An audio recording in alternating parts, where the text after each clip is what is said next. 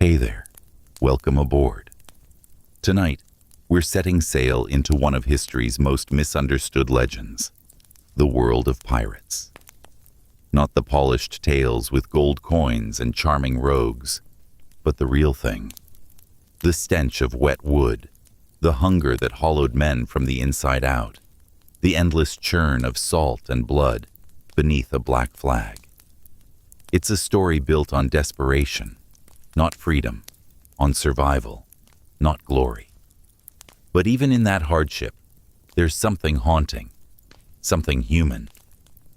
If you find yourself drawn to these deeper, darker corners of history, feel free to like and subscribe, but only if it feels right to you.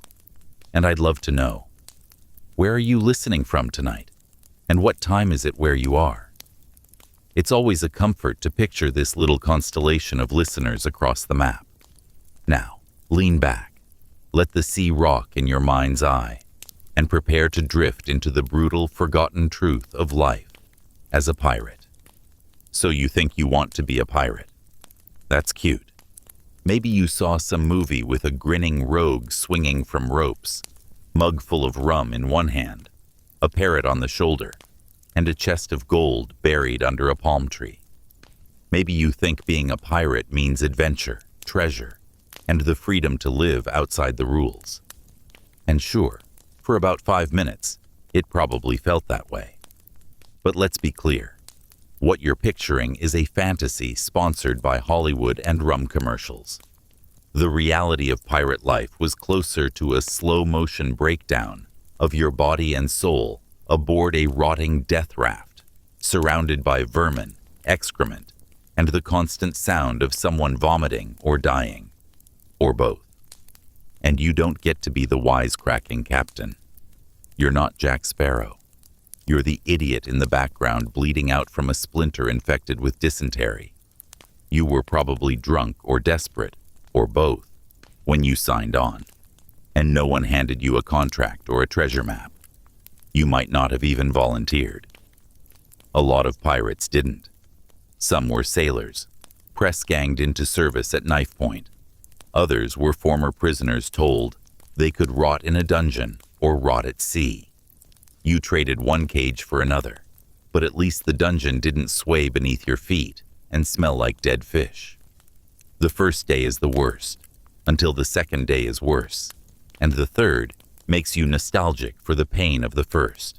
Your clothes stick to your skin from seawater and sweat. You haven't even left port, but already you can feel the salt forming a crust under your arms. The crew doesn't say much. They just grunt, chew, and pass around a communal bucket that smells like it's seen every bodily function known to man. Nobody tells you what your job is. You just follow the guy yelling the loudest and hope it's not a test to weed out the slow ones. You realize quickly that hierarchy is based on who's killed the most people or who's survived the most diseases, and you're pretty sure you're in the negative on both. The ship leaves shore, and that faint hope you were holding on to, that this might not be as bad as everyone said, drowns behind you along with your last chance to turn back. You're now officially one of them, a sea-bound rat with delusions of grandeur and a lifespan measured not in years, but in infections, accidents, and knife fights over moldy biscuits. Welcome aboard. Hope you don't get scurvy before lunch. Everyone has that moment as a kid when they imagine what it'd be like to be a pirate. Maybe you built a cardboard ship in the backyard, taped a paper beard to your chin, and yelled, "Arr!" like some kind of maritime caveman. You probably thought it sounded cool. Adventure, treasure, and never having to go to school. But the thing about childhood dreams is that they're built on complete ignorance. Nobody tells a 7-year-old that pirates were basically homeless men with weapons, floating in disease incubators, powered by body odor and regret. The truth is, being a pirate was less like living a fantasy and more like getting stuck in an endless camping trip hosted by the Black Plague. Nothing glamorous, Nothing fun. Just mud, blood, and the stench of 50 angry men crammed together like pickled fish. And yet the myth survives. That's the real curse of piracy. Its PR department was incredible. Old stories and movies show pirates swinging from rigging, laughing through cannon smoke, drunk on glory and rum. What they leave out is the part where most pirates didn't even get swords. You were more likely to be handed a rusted hatchet or a sharpened stick and told to make it work. There were no black leather boots or fancy coats. If you were lucky, you got a shirt that wasn't stiff with someone else's dried blood. If not, you'd just wrap yourself in rags and pretend it was part of the look. And that parrot on the shoulder? No self-respecting pirate actually had one. They were loud, annoying, and worth more alive in a market than they were crapping down your back during a storm. The only animal you'd find riding shotgun was a rat, and not by choice.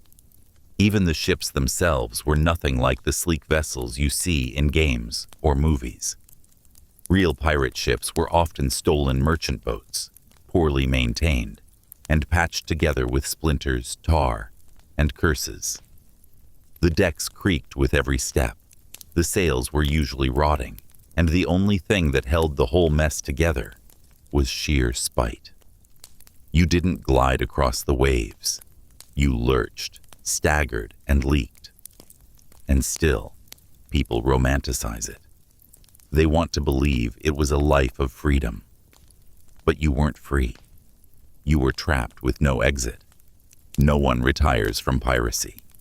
You either get caught, killed, marooned, or die, coughing your guts out from some hell plague with a name nobody ever bothered to write down. You don't sail into the sunset. You collapse face first into a barrel of bilge water and hope someone remembers your name long enough to carve it into a piece of driftwood. That's what your childhood dream really looked like. Not a map marked with treasure, but a wet, rotting coffin filled with lies, disease, and men who'd sell you for a handful of dried fruit. So the next time someone says they want to be a pirate, just nod and think, you poor, clueless bastard. Nobody really applied to be a pirate. There wasn't a sign-up sheet or a friendly recruiter with a feathered hat asking if you had a passion for travel and teamwork. More often than not, your journey into piracy started with a punch to the back of the head. You'd wake up on a ship already at sea, your mouth dry, your head spinning, and some guy with a missing eye pointing a knife at you, saying, "Congratulations, you're hired." Press ganging was the unofficial pirate HR department. If you had 2 arms and didn't cry when stabbed, you were qualified. Merchant sailors got grabbed off docks. Drunken fishermen disappeared from ports.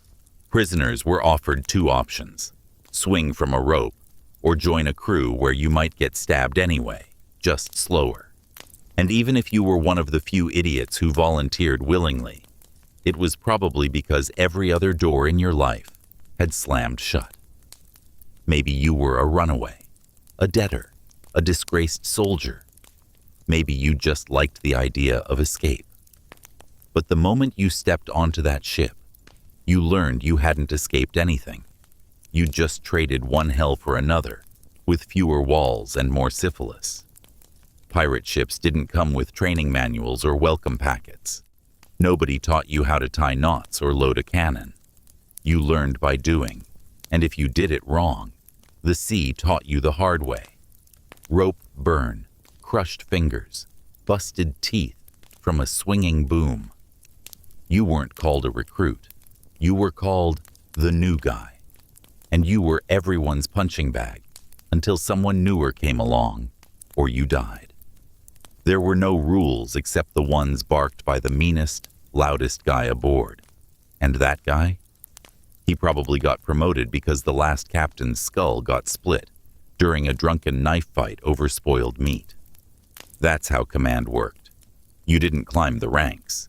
You just waited for someone above you to choke on their own vomit or get stabbed in their sleep. Then someone would say, Well, guess you're captain now, and everyone would pretend that was normal. You weren't even paid in money most of the time. You got shares, which meant when loot was taken, the captain got a big chunk, the officers got decent scraps, and you got whatever was left, after everyone with a louder voice got theirs. Sometimes it was coins, sometimes it was food, and sometimes it was literally just the boots off a corpse's feet. And if there was no loot, you still worked, you still bled, you still starved. There was no fallback plan, no pension, no savings account. Just the promise that maybe next raid, you wouldn't be the one whose blood soaked the deck. That's not employment. That's survival with a job title. So the next time you hear about pirates living the free life, remember, most of them didn't even choose it. They were shoved, dragged, conned, or kidnapped into it. And once you were in, the only exit was 6 feet under the sea. So let's say, somehow, you made it through the first few days. You didn't get stabbed, drown in your own vomit, or fall overboard while trying to figure out how to piss off the side of the ship without flashing the entire crew. Great. Now it's time for everyone to decide if you're worth keeping. The pirate version of a performance review wasn't a checklist. It was how long you lasted before someone broke your nose for being slow with the ropes. And forget getting a clean introduction. Nobody on board cares what your name is. They call you new meat or rat bait until you've either proven yourself or made a big enough fool of yourself to be memorable. And proving yourself doesn't mean competence. It means not dying. Can you patch a sail during a squall without flying off the mast? Can you swing an axe into a man's chest while screaming through a mouthful of weevil bread? If yes, congratulations. You're now marginally more respected than a bucket. Maybe. And if you thought there was any kind of structured leadership here, think again. There's a captain, sure, but not in the way you're thinking. He's not steering the ship with a map and a telescope like some nautical CEO. He's just the guy who hasn't been killed yet. In most cases, the captain was elected by the crew, which sounds democratic, until you realize it just meant he was the scariest, loudest, or most violently persuasive guy on board. And the moment he stops being useful, or someone else thinks they can do better, he's out. Permanently. Usually via blade. Mutiny wasn't a last resort. It was practically scheduled maintenance. Pirate command wasn't a ladder. It was a cage full of crabs, each one trying to claw their way to the top by dragging everyone else down. One day, you're just a deckhand swabbing up vomit and piss, and the next day someone yells, "He's dead," and hands you the dead man's coat, like that makes it official. No one checks credentials. You're captain now, whether you want it or not, and your first job is to not die before breakfast. You don't get a special room or a bigger bed. You sleep with a knife under your chest and one eye open, because the guy you yelled at yesterday might decide tonight is your last. And if you're wondering who enforces the rules, well, that's the best part. There aren't any. Or rather, there are. But they change constantly and are mostly just vague threats like, "Don't piss me off or I'll gut you." Morality is fluid. Loyalty is optional. And law is whatever the biggest man says it is.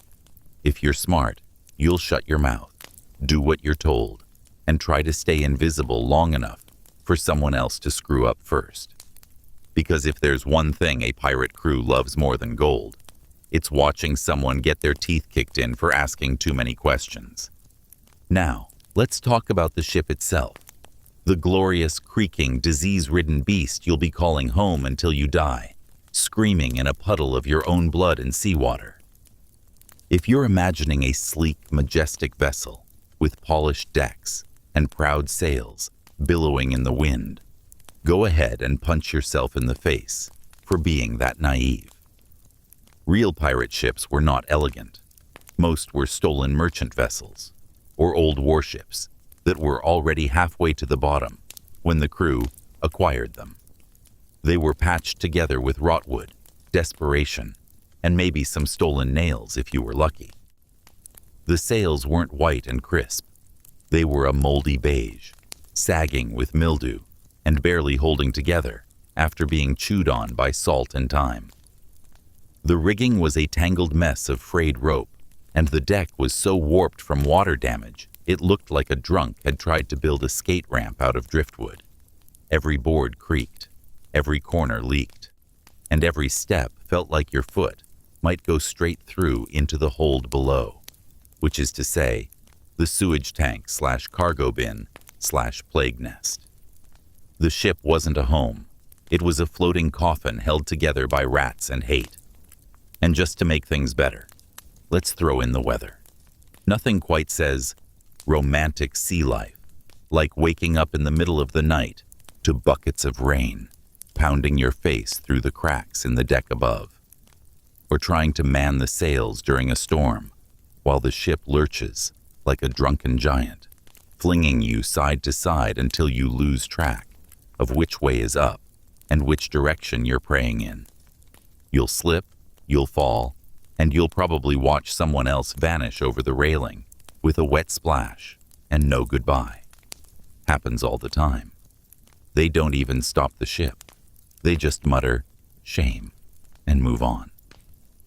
The inside of the ship, even worse. The hold was a dark, damp, suffocating labyrinth that reeked of mold, fish guts, sweat, vomit, and things that probably didn't start as food, but got eaten anyway. Light barely reached down there, and when it did, it just revealed how horrible everything looked. Stale air, soggy hammocks, buckets that sloshed with suspicious liquid, and flies that had developed a sense of ownership over the place. You didn't sleep. You collapsed. You didn't rest. You shut your eyes and hoped the guy next to you didn't die during the night and start rotting beside you. Every inch of that ship was working against you. The walls groaned, the sails tore, the ropes snapped, and the entire thing swayed like it was having a seizure. But it was the only place you had. Land was a memory. Shore was a dream. You lived on that rotting carcass of a boat, clinging to planks and prayers, knowing full well that at any moment, the next big wave, bad decision, or tiny splinter could be the thing that finally breaks you. The smell hits you first. Not the salt of the sea or the fresh breeze of open waters. Those are myths for poets and rich men. What you get is a wall of pure, undiluted human rot. Imagine 50 unwashed bodies, pressed into a space the size of a barn, baking under the sun all day and stewing in their own stink all night. It's sweat, piss, mildew, fish guts, stale grog, and the occasional breath of vomit floating through the air, like perfume from hell. It clings to everything. Your clothes, your hair, your teeth. It's inescapable.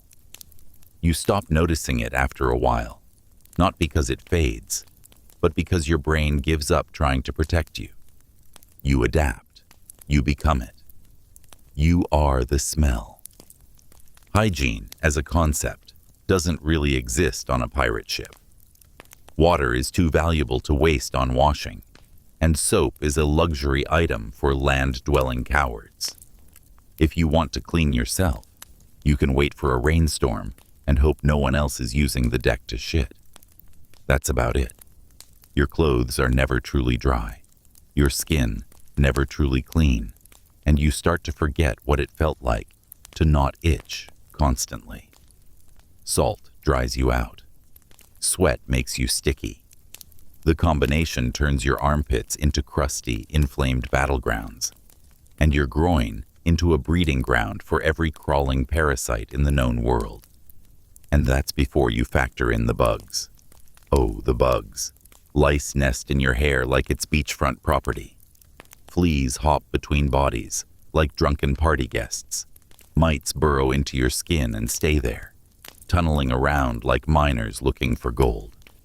You scratch until you bleed, and then scratch some more, because it's either that or go mad from the constant crawling sensation that never, ever stops. You try not to think about the guy next to you, who's probably in worse shape, but whose skin flakes onto yours whenever he shifts in his hammock. Bathing? Forget it. Maybe once in a blue moon, you get the idea to lower yourself over the side of the ship and dip into the ocean. But that comes with its own risks.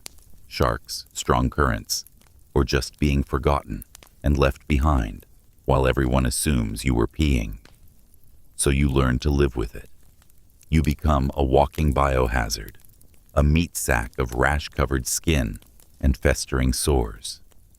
You smell so bad that even the rats look at you sideways. And worst of all, no one cares. No one comments, because they all smell just as bad as you do. It's not just tolerated, it's expected. You don't reek because you're lazy. You reek because the ship has transformed you. You're no longer a man. You're part of the living cargo. Filthy, festering, and free to rot with the rest of them. Now let's talk about the food, if you can even call it that. Pirate cuisine wasn't meals. It was a punishment in portions. Every bite was a gamble between nutrition and slow death. On a good day, if the stars aligned and someone hadn't stolen your share, you'd get a piece of salted meat. Sounds fine until you realize this isn't the kind of meat that comes in tidy little jerky strips. This is leather with ambitions, usually pork or ox, but by the time it made it onto your plate, well, onto your hand, pirates didn't really do plates. It had been so thoroughly brined in salt that it looked like it had been mummified. It didn't chew. It fought back. Your teeth would grind against it for minutes, your jaw aching, the salt burning into your gums, until finally the chunk broke down enough to force down your throat, like a punishment you didn't remember earning. And that's the highlight of the meal. The rest of the time, you were eating hardtack, also known as ship's biscuit, a name that makes it sound charming and quaint. It was neither. Hardtack was flour and water, baked into a slab so dense you could build with it. Pirates often had to slam it with the butt of a pistol or crack it against the ship's railing just to break it into something manageable. Even then, manageable was generous. It was dry, flavorless, and often infested with bugs. Weevils mostly, tiny insects that burrowed into the biscuit and laid eggs. If you were lucky, the bugs were dead. If not, you got a little wriggling protein boost. Either way, most pirates ate their hardtack in the dark, so they wouldn't have to see what was squirming inside. That was the trick. Just close your eyes and chew. Pretend the crunch is flour and not beetle legs, and don't even think about complaining. If you threw up your food, someone else might grab it. Waste not, want not. There were no kitchen fires or chefs. Meals came from barrels, and those barrels sat in the hold next to dead rats, soggy rope, and barrels of something that used to be fish stew but now looked like a haunted soup. Fresh produce? You might get a lemon or an onion every few months, usually as part of a bribe or after raiding a more fortunate ship. Otherwise, everything was preserved, salted, smoked, or rotting. And drink? Grog. A charming mix of water and rum, which was more about masking the taste of the water than getting drunk. The water itself had probably sat in barrels for months, going stagnant, slimy, and sour, with floating bits that may or may not have once been alive.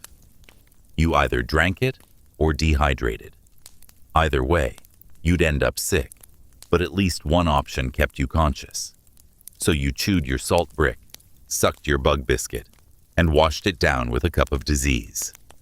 Bon appetit. Hardtack deserves its own chapter because it wasn't just food. It was a daily ritual of suffering. Imagine waking up, your mouth already dry from salt air, and snoring through your open mouth all night.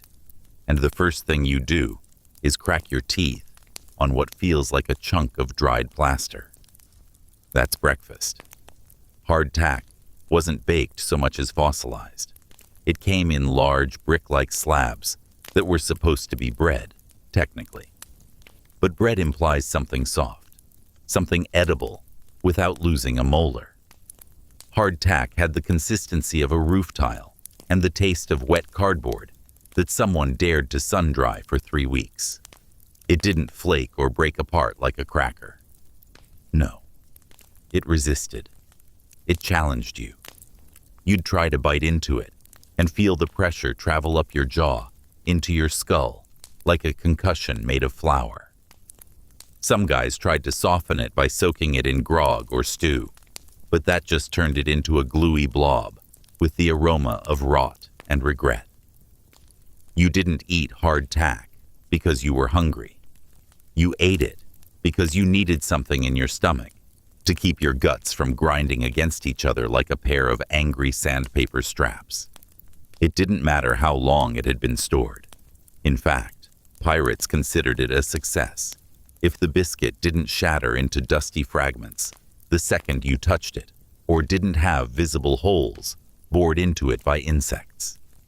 Speaking of insects, they were part of the package. Weevils loved hardtack. They laid eggs in it, lived in it, died in it.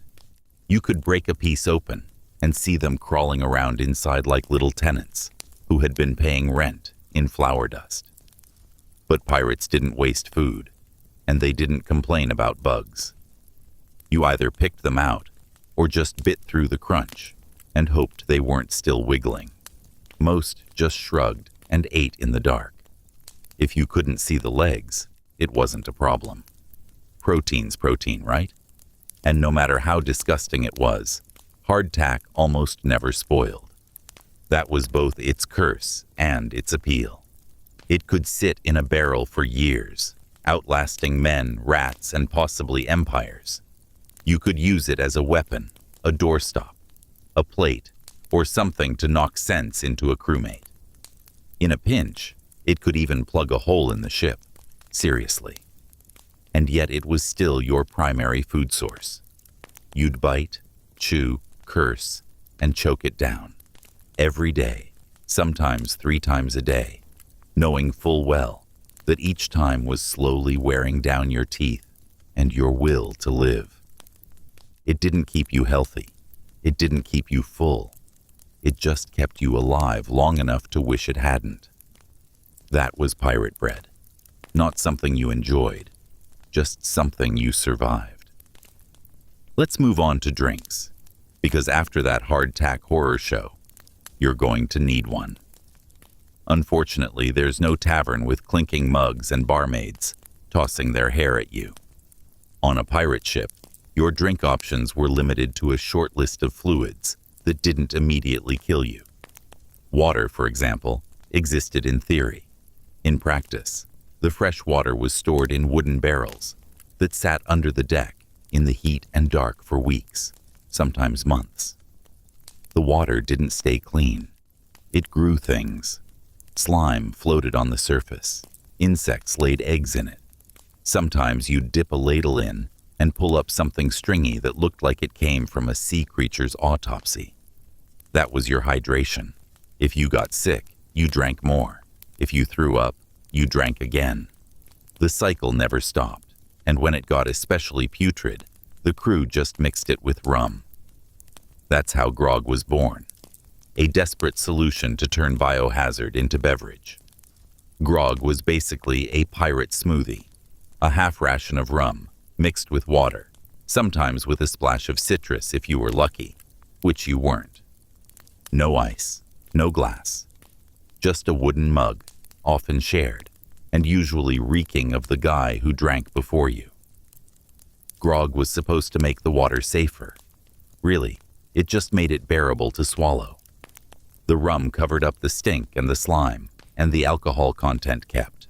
You just buzzed enough to ignore the fact that your stomach was boiling with fungus water. Occasionally, a smarter pirate would try to hoard pure rum, keeping it hidden from the others like it was sacred treasure. But pure alcohol was a risk. Get caught with a private stash, and someone might slit your throat in your sleep. Or worse, report you to the captain, who'd drink it in front of you out of spite. And rum wasn't just for drinking. It was currency. It was bribe. It was medicine. If you lost a finger, someone might pour rum on the wound before tying it off with a dirty rope.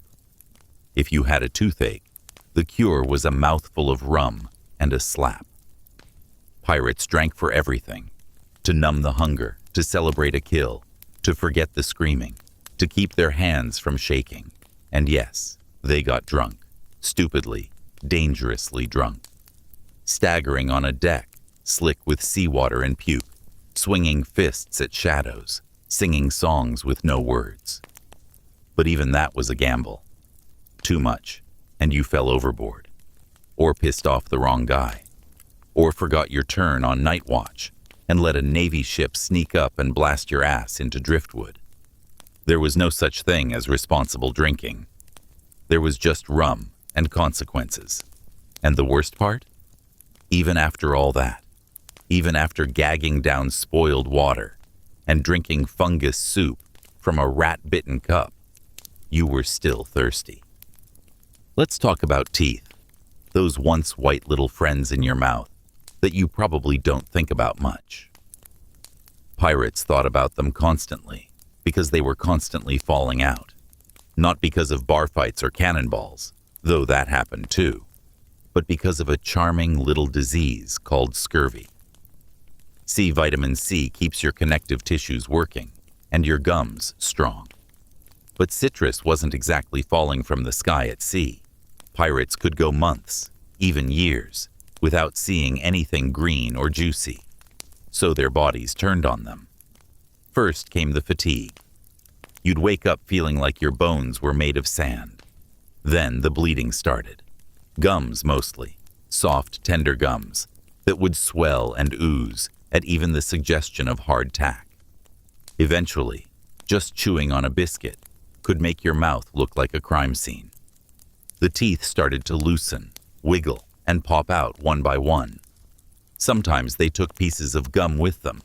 Sometimes they left behind black holes full of pus.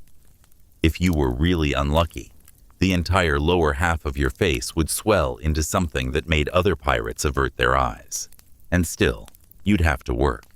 You'd be tying ropes, loading cannons, trying not to bleed into your shirt, while someone next to you casually spat out a molar like it was no big deal. But that was just the appetizer course.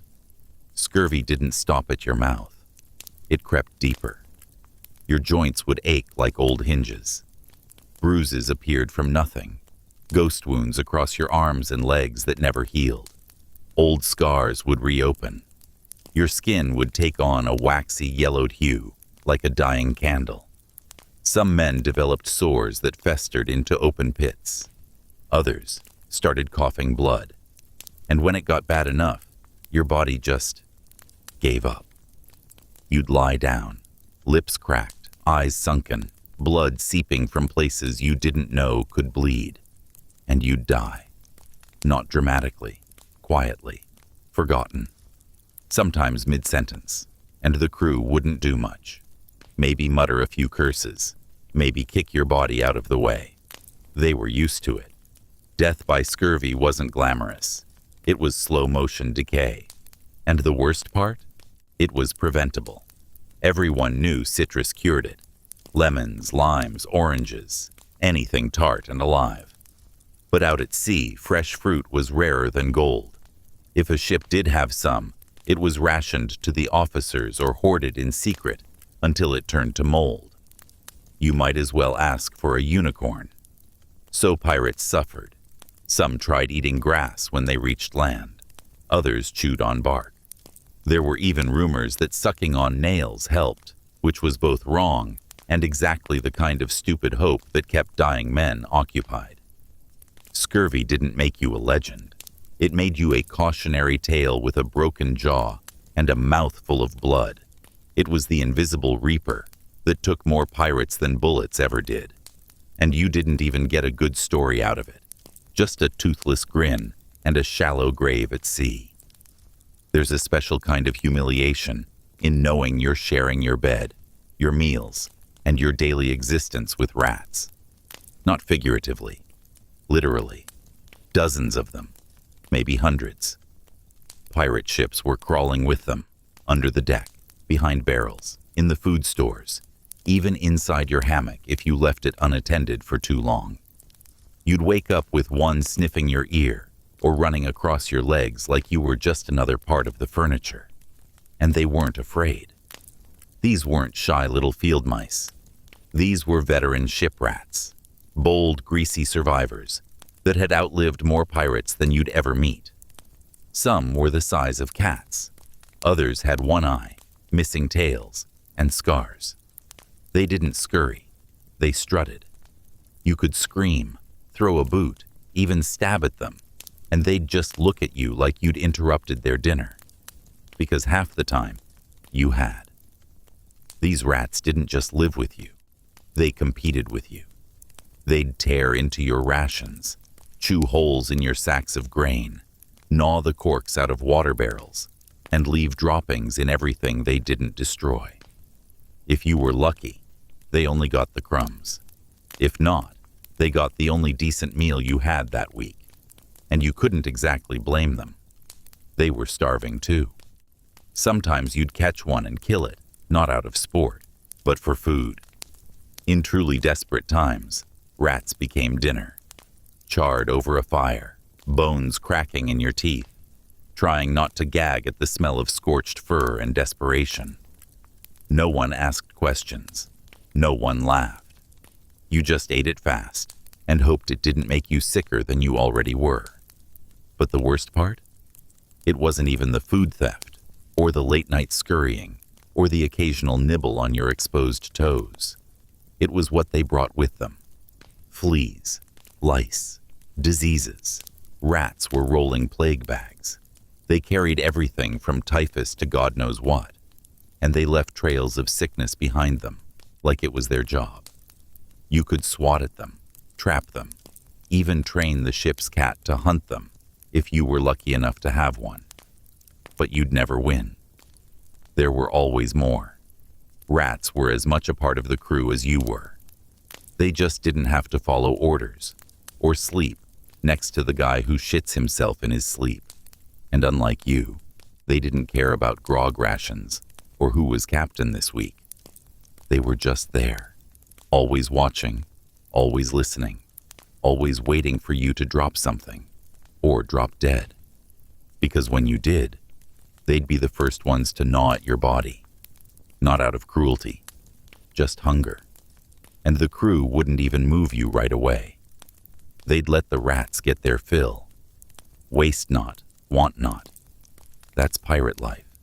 You came in as a man, you lived like an animal, and you died as rat food. If you've never tried to sleep in a disease incubator, congratulations. You've never been on a pirate ship. Sleeping quarters, if you can even call them that, weren't cabins or bunks or hammocks with embroidered names.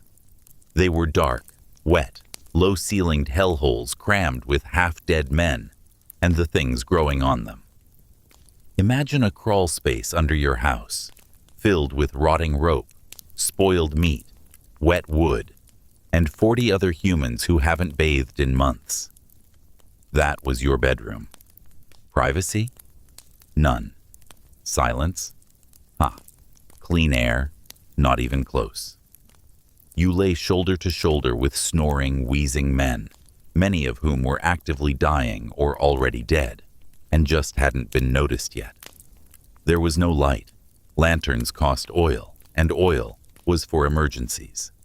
So you fumbled through the darkness, tripping over limbs and cursing into the void, while someone else did the same. The floor was slick with seawater, sweat, and fluids you didn't want to identify. Everything you touched Felt like it had been alive at some point, and might still be. You slept in your clothes because there was nowhere else to put them, and taking them off meant someone might steal them, or a rat might crawl inside. Your pillow? Maybe a sack. Maybe your boots. Maybe nothing. And just when you started to doze off, something would shift. A cough.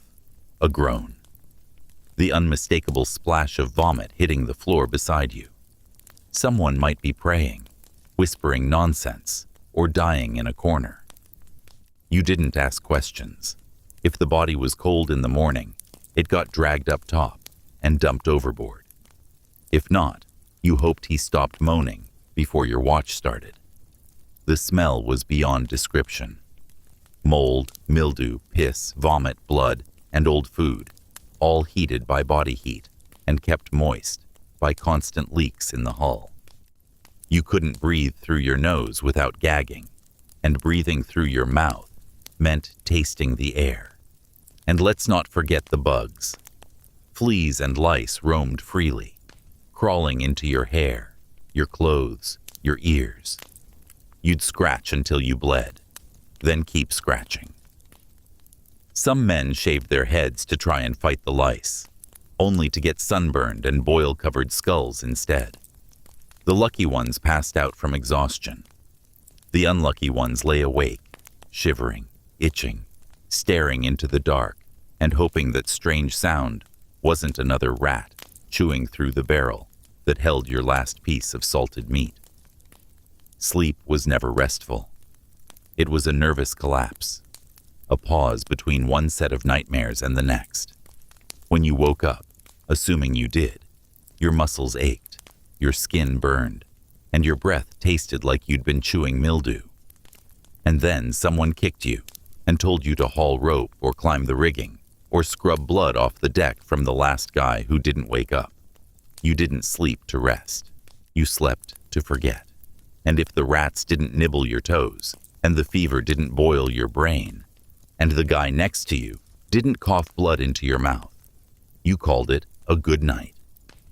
There's a specific kind of terror that comes from reaching out in the dark and realizing something is wet. Not just damp, wet. And you don't know what it is. Maybe it's seawater leaking through the hull. Maybe it's a spilled mug of grog. Maybe it's something worse. You sniff your hand, hoping for salt or booze. What you get is piss. Someone else's. Probably warm. Probably fresh. Welcome to the shared living quarters of a pirate ship, where dignity and sanitation went overboard before you did. Piss wasn't just a nuisance. It was everywhere. With no proper toilets and barely enough buckets, guys pissed wherever was convenient. Sometimes that meant into a barrel, sometimes into the sea, and sometimes, too often, onto the floor right next to where you were sleeping. Drunk men don't aim well, and seasick ones don't ask for permission. The smell of stale urine was part of the permanent perfume of the lower deck. It mingled beautifully with mildew, foot rot, and fish guts, creating an aromatic blend that made your eyes sting. Some pirates didn't even bother moving. They'd piss in their hammocks, roll over, and go back to sleep. If they were polite, they'd piss on themselves instead of you. Not everyone was polite. But it didn't stop there. There were other bodily fluids to contend with. Vomit from the drunk or sick, blood from the injured or stabbed, and mysterious goo that nobody really wanted to ask about. One guy had an open sore that leaked like a broken pipe for 2 weeks before someone finally threw him overboard, out of mercy or disgust or both. And through all of it, you kept your hands to yourself, kept your mouth shut, and prayed to a God you probably didn't believe in that you wouldn't wake up sticky. But you did. Often. The piss wasn't the worst part, though. It was what came with it. Infections, skin conditions, fungal outbreaks. If you had a cut, even a small one, it was basically a countdown to seeing what color your flesh would turn before it rotted off. You'd see guys limping around with giant pustules on their thighs. or with their fingers wrapped in dirty rags soaked through with yellowish ooze, and you knew they were on their way out. Sometimes the ship's doctor, a generous term, would try to lance something with a rusty knife, but that usually just meant the infection got a new exit hole. And God forbid it rained. That's when all the filth got stirred into a thick, briny soup that sloshed across the deck and pooled under hammocks. You didn't sleep then. You just curled up, elevated your legs as best you could, and waited for the sun to rise, hoping the daylight would evaporate some of the stench before you lost your mind. Some men snapped. They started mumbling to themselves, twitching, flinching at shadows. One guy tried to cut out his own infected toe with a spoon. He failed. He died. Of course, everyone does eventually. But on a pirate ship, your death usually begins with a puddle and a question you never want to ask. Is that mine? There are a lot of horrifying realizations you have aboard a pirate ship, but one of the quickest is this. There's no toilet, no outhouse, no hole in the floor, not even a barrel labeled, "Please poop here." When nature calls, and it does, violently, thanks to your diet of salted meat and grog, it becomes your problem. The standard solution? You dangle your bare ass over the edge of the ship, hope your balance is decent, and do your business into the ocean while gripping the railing for dear life. Picture it.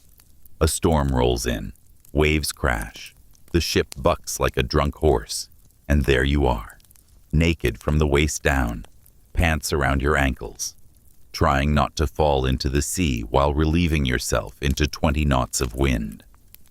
One false move, and you're a splash and a scream, gone forever, with your shipmates barely pausing between bites of wormy biscuit. It happened. A lot. Some men just disappeared, mid-defecation, and no one even looked over the side. Others fell in and were hauled back, dripping, freezing, and still half-finished, while the rest of the crew tried to pretend it wasn't the most humiliating thing they'd seen that week. And that was the best-case scenario. On days when the seas were too rough or the crew was too busy, you did your business in a bucket. One communal bucket.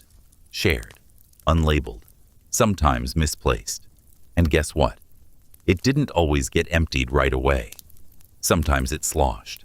Sometimes it spilled. Sometimes some poor bastard grabbed it thinking it held drinking water. That only happened once. He didn't live it down.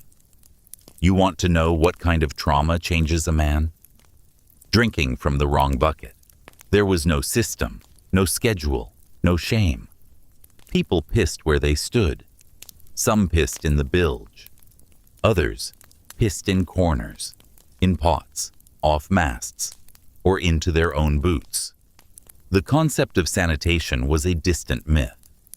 The floor was often sticky, or worse, slick. Walking barefoot?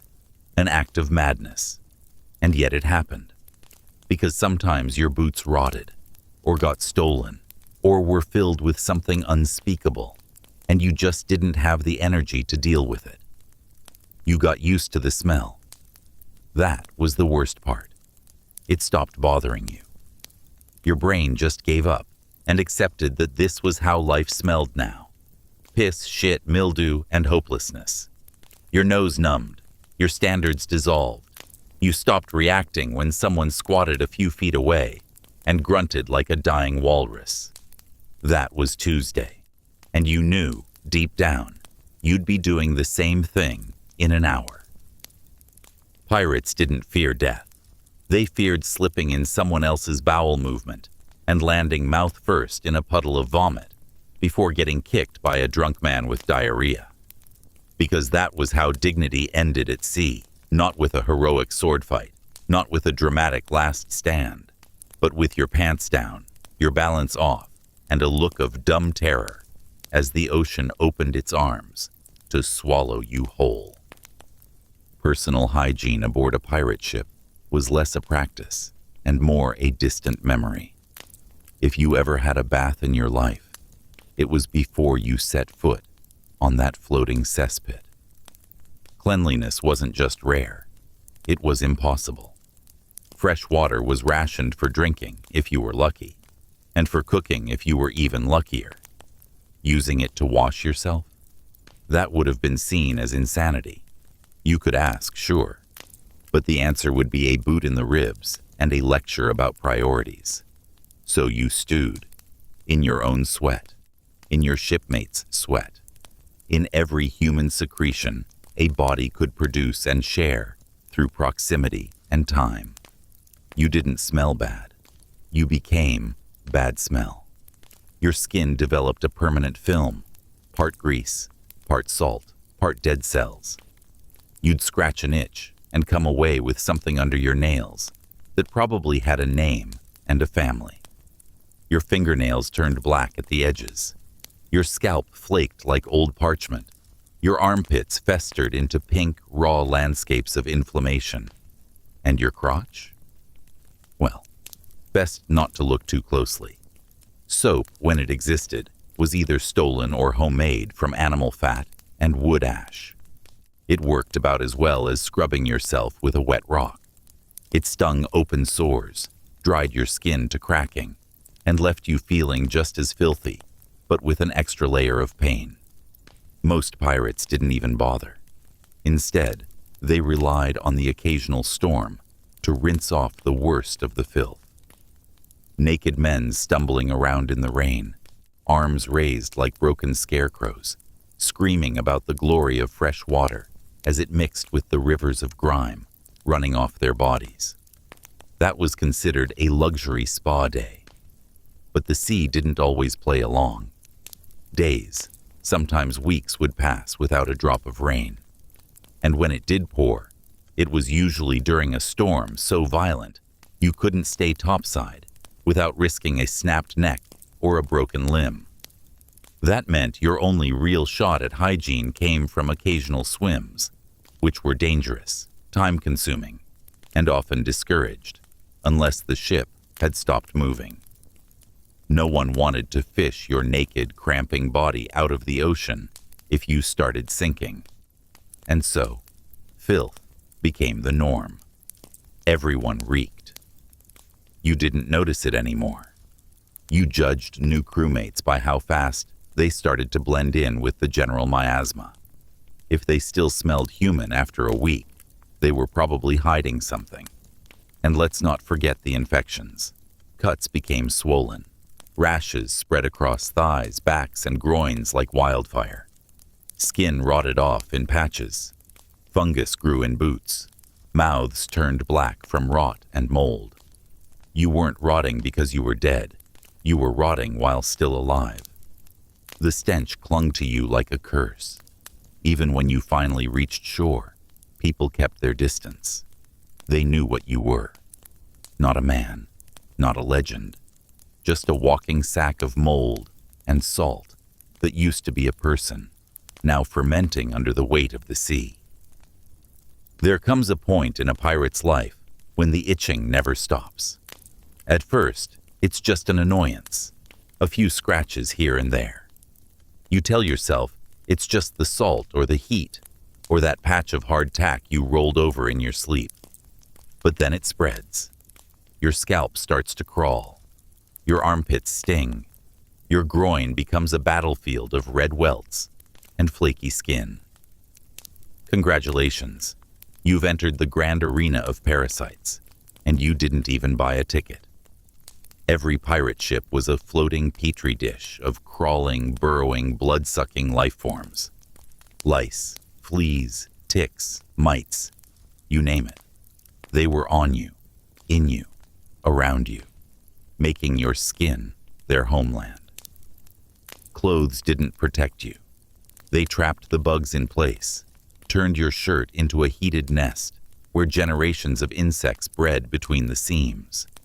You could boil your socks and shake out the eggs, but within a day, the bastards would be back like nothing happened. And some of them weren't content to just bite you. No, some dug in. Chiggers burrowed into the skin, Scabies mites carved tunnels under your flesh, leaving red trails and pus-filled blisters in their wake. You could feel them moving sometimes, slow, deliberate, like little architects of your misery. The itching became your soundtrack. You'd wake up clawing at your ankles, spend your shift scratching behind your ears, start bleeding from tearing at the same spot too hard, too often. And once the skin broke, the real nightmare began. Infection, fever, the slow, sticky drip of pus seeping through your clothes. You could always tell which men had stopped caring. They didn't scratch anymore. They just stared, vacant, as their skin festered. Some pirates shaved their heads in desperation. They'd hack off their hair with rusty blades, hoping to cut off the lice colonies at the source. Others rubbed ash into their scalps or doused their clothes in grog, hoping alcohol would do what soap and prayers could not. None of it worked. The bugs always came back. They were part of the crew, unofficial but eternal. Even the rats seemed cleaner. And you didn't just suffer alone. Everyone on board was infected. You'd swap parasites through shared hammocks, past clothing, shoulder brushes, or just breathing in the same unventilated air. The ship wasn't a boat anymore. It was a floating hive of mutual infestation, a human stew simmering in filth and shared agony. And if you complained, if you groaned or begged the quartermaster for something, anything, to help, you'd get the same response every time. Get used to it. Because that was the only cure. Not medicine, not cleanliness, just acceptance. Embrace the crawl, learn to live with the itch, and hope, if you're lucky, that you die before the bugs start nesting in your ears. Everyone pictures pirates in dramatic coats and feathered hats, all gold buckles and swagger, striding across decks like filthy kings. What they don't show you is what those clothes smelled like or felt like after weeks of sweat, rain, blood, and grog dried into every stitch. The truth is, the pirate dress code wasn't swashbuckling. It was salvaged. You wore what you could find. Maybe you stripped it off a corpse. Maybe you traded for it. Maybe it was the only thing left in a burning pile of loot that didn't get eaten by rats. Shirts were usually linen, if they hadn't rotted away completely. Pants were torn, stiff with salt and grime, and barely clung to your waist, without rope or a belt made from sailcloth. Boots? Luxury. Most pirates wore them until they fell apart, then wrapped their feet in rags or just went barefoot, dodging splinters and rat droppings with each cautious step. And hats. Oh, the hats. You didn't get a hat unless you stole one or were insane enough to care about appearances. Some pirates wore scarves. Others just let their hair mat into salty dreadlocks that looked and smelled like they'd been dredged from a sewer. Clothes weren't changed. They were patched, reeked, and wore down until they resembled cloth in name only. They clung to you in the heat and froze to your back in the cold. When they got soaked, which was always, they dried stiff and stayed that way, rubbing your skin raw in all the worst places. Rashes spread beneath belts. Mold bloomed in the folds. It wasn't just discomfort, it was rot. And yet, you didn't dare take anything off. Naked flesh was an invitation for sunburns, insects, rope burns, and the judgmental stares of equally wretched men, who somehow still looked worse than you. Everything chafed. Everything stank. And everything was soaked in something. Sea salt, sweat, urine, or blood. You could never tell which. Underwear?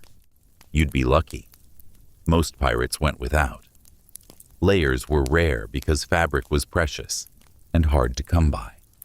If you had a jacket, you protected it like gold. If you didn't, you shivered through storms and cursed your luck. There was no uniform. Just whatever didn't fall apart that week. And if you ever did get your hands on something decent, maybe a fancy coat from a merchant or an officer, you couldn't wear it openly. That was an invitation to get jumped in your sleep. Fancy clothes marked you as a target. You dressed down to survive. The best pirates blended into the filth. They became part of the grime, invisible, unremarkable, and therefore safer. Because out here, appearance didn't mean respect. It meant risk. And respect got you killed just as fast as a clean shirt. That dream of looking like a storybook pirate? Burn it. Out here, you weren't dressed for glory. You were dressed for decay. If you want to understand what life was like on a pirate ship, just imagine itching. Constantly, relentlessly. Itching in places you can't reach. Itching so bad you'd trade your share of the next loot haul just to stop scratching for one day. This wasn't just your usual, "Oh, I got bitten by a bug" kind of irritation. This was the kind of itching that made you want to peel your skin off with a blade and start over. Every pirate had it. Every single one. And it never went away. Lice infested your scalp, burrowing in like they were paying rent. Fleas nested in the seams of your pants, feeding on your inner thighs, like your groin was a feast. Mites tunneled into your armpits. And chiggers. Don't even start with chiggers. Those little bastards made their homes under your skin and left behind a trail of swelling and pus so vile it became its own kind of language. The itch came with company too. Scabs, sores, and bleeding rashes that stuck to your shirt when you moved and tore open again when you didn't. Every crew member scratched. You could hear it at night. A chorus of nails dragging across flesh, soft groans, the occasional whispered curse. It sounded like rats rustling in the dark, but worse, because it was people trying to claw their way out of their own bodies. And you couldn't stop. Not because it helped. It didn't. But because your nerves needed something to focus on, other than the slow horror of being eaten alive by invisible passengers. Some men used knives, not to kill the bugs, just to break the skin wide enough to feel something besides the itch. Others tried burning the affected areas with hot metal or ash. One guy doused his legs in grog and lit them on fire. He stopped itching because he stopped walking. No one helped him. Everyone just nodded, like, yeah, that tracks. There were no remedies, no ointments, no clean clothes. Just the same infested rags, day in and day out, clinging to your inflamed body like a curse that got tighter with every breath. You could try to air yourself out, maybe during a calm stretch on deck, but it wouldn't last. The moment you put your shirt back on, it felt like the bugs threw a party. And if the crew caught you stripping naked to scratch in public, they'd either mock you or beat you senseless for making them look at another man's lesions. No one was sympathetic. Everyone was suffering. It became background noise, the same way you stopped noticing the stench after a while. You stopped noticing the blood under your nails, the patches of missing hair, the way your skin looked like it had been sandblasted. Pirate life didn't give you time to heal. It gave you time to fester. And the worst part was, you eventually got used to it. You adapted. You accepted it. You became one more man among the thousands, scratching your sores under the sun, praying for death, or a storm strong enough to wash you clean. When people picture pirates, they imagine wild, fearless men charging into battle with gleaming cutlasses and unwashed charisma. But they always leave out the part where those same men spent half their waking hours bent over, groaning, digging at their crotch like they were trying to extract a treasure map from their own flesh. Welcome to the Itch Olympics, a full-time, no-medal event where every contestant is losing. At the center of this personal hell, crabs. Not the beach kind, The pubic kind. They were the crown jewel in the pirate parasite kingdom. Tiny clawed monsters that set up shop in your groin and treated it like beachfront property. They weren't discreet. They didn't hide. They bit. Constantly. And with no soap, no razors, and no shame, you had exactly 0 ways to fight back. You could try boiling your underwear, but that required water, fire, and time. 3 things pirates never had at once. So you suffered. Silently at first, then with grunts and sighs, and eventually with full-body twitches as your genitals transformed into a battlefield of bite marks and swollen red splotches. Some pirates tried to shave everything off in a desperate attempt to starve the beasts out. But with rusted blades and shaking hands, that often just led to bleeding and more infections. One man tried to burn them off. He soaked his crotch in alcohol and lit a match. He survived, technically. He also never walked the same way again. The rest of the crew didn't laugh. They nodded, solemn, like a man who had tried and failed to wrestle a god. The itching spread, too. From groin to thighs, from thighs to waist, from waist to sanity. You'd start scratching idly, then frantically, then violently. Your nails would fill with skin flakes and blood, and still the itch would pulse under your skin like it had its own heartbeat. You couldn't stop. You'd be in the middle of a fight, a storm, a drunken brawl, and suddenly have to pause and grab yourself with both hands like you were possessed. No one judged you. They were doing the same thing. The only thing more common than cursing on a pirate ship was scratching your own balls like your life depended on it. And yet, somehow, you still had to work. Climb ropes, scrub decks, load cannons. All while your undercarriage felt like it was on fire and being nibbled on by microscopic demons. There was no dignity left. Not when you'd spent the morning fishing fleas out of your ass crack and the afternoon trying to discreetly scratch your inner thigh while holding a musket. By nightfall, you'd just collapse in your hammock, groin red and raw, and pray to a god who clearly didn't exist on pirate ships. Because if he did, he wouldn't have invented crabs. And if he did invent them, he definitely wouldn't have given them the one appetite no man on the sea could escape. The plank gets a lot of attention in pirate stories. Everyone imagines it as this theatrical execution. Walk 10 paces, balance on a board, and dive into the sea, while a crew of jeering cutthroats watches. It's dramatic. It's iconic. It's also almost entirely fictional. Real pirates didn't have the time or patience to set up stage props for executions. If they wanted you dead, they'd slit your throat, toss you overboard, or shoot you in the gut, and go back to their grog before your body hit the water. The plank, for all its cinematic glory, wasn't even close to the worst way to go.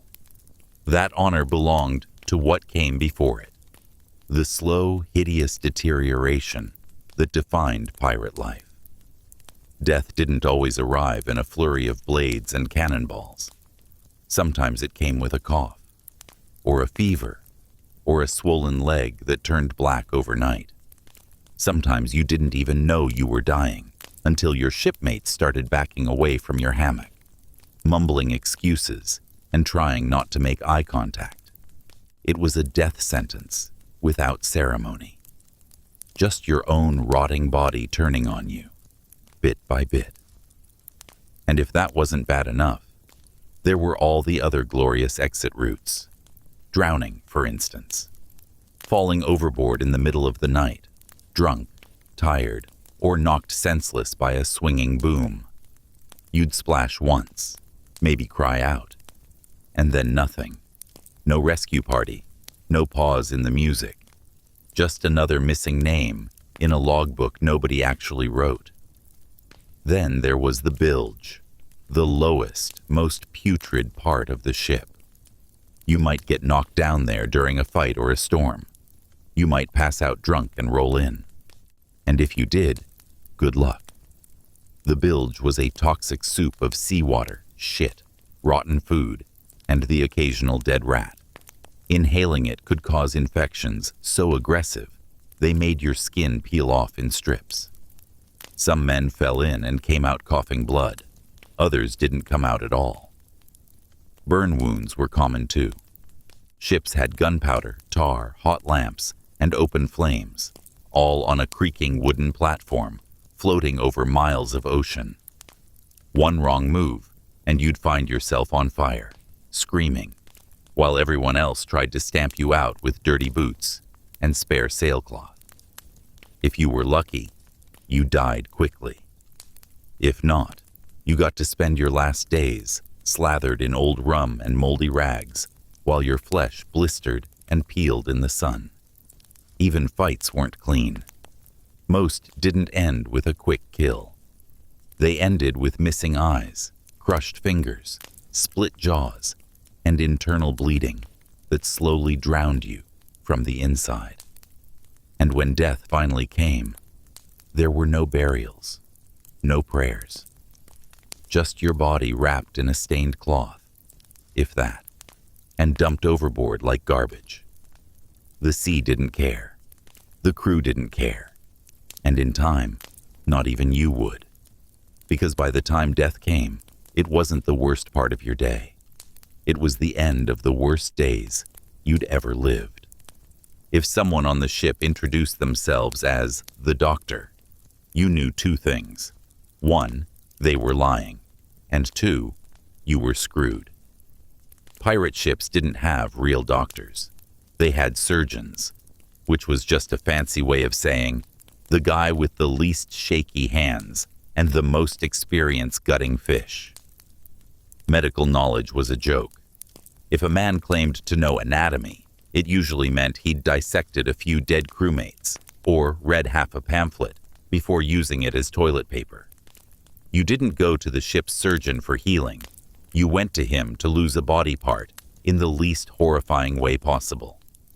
There were no sanitized tools, no antiseptic, no anesthesia, just knives, saws, and maybe a bottle of rum if the crew hadn't finished it.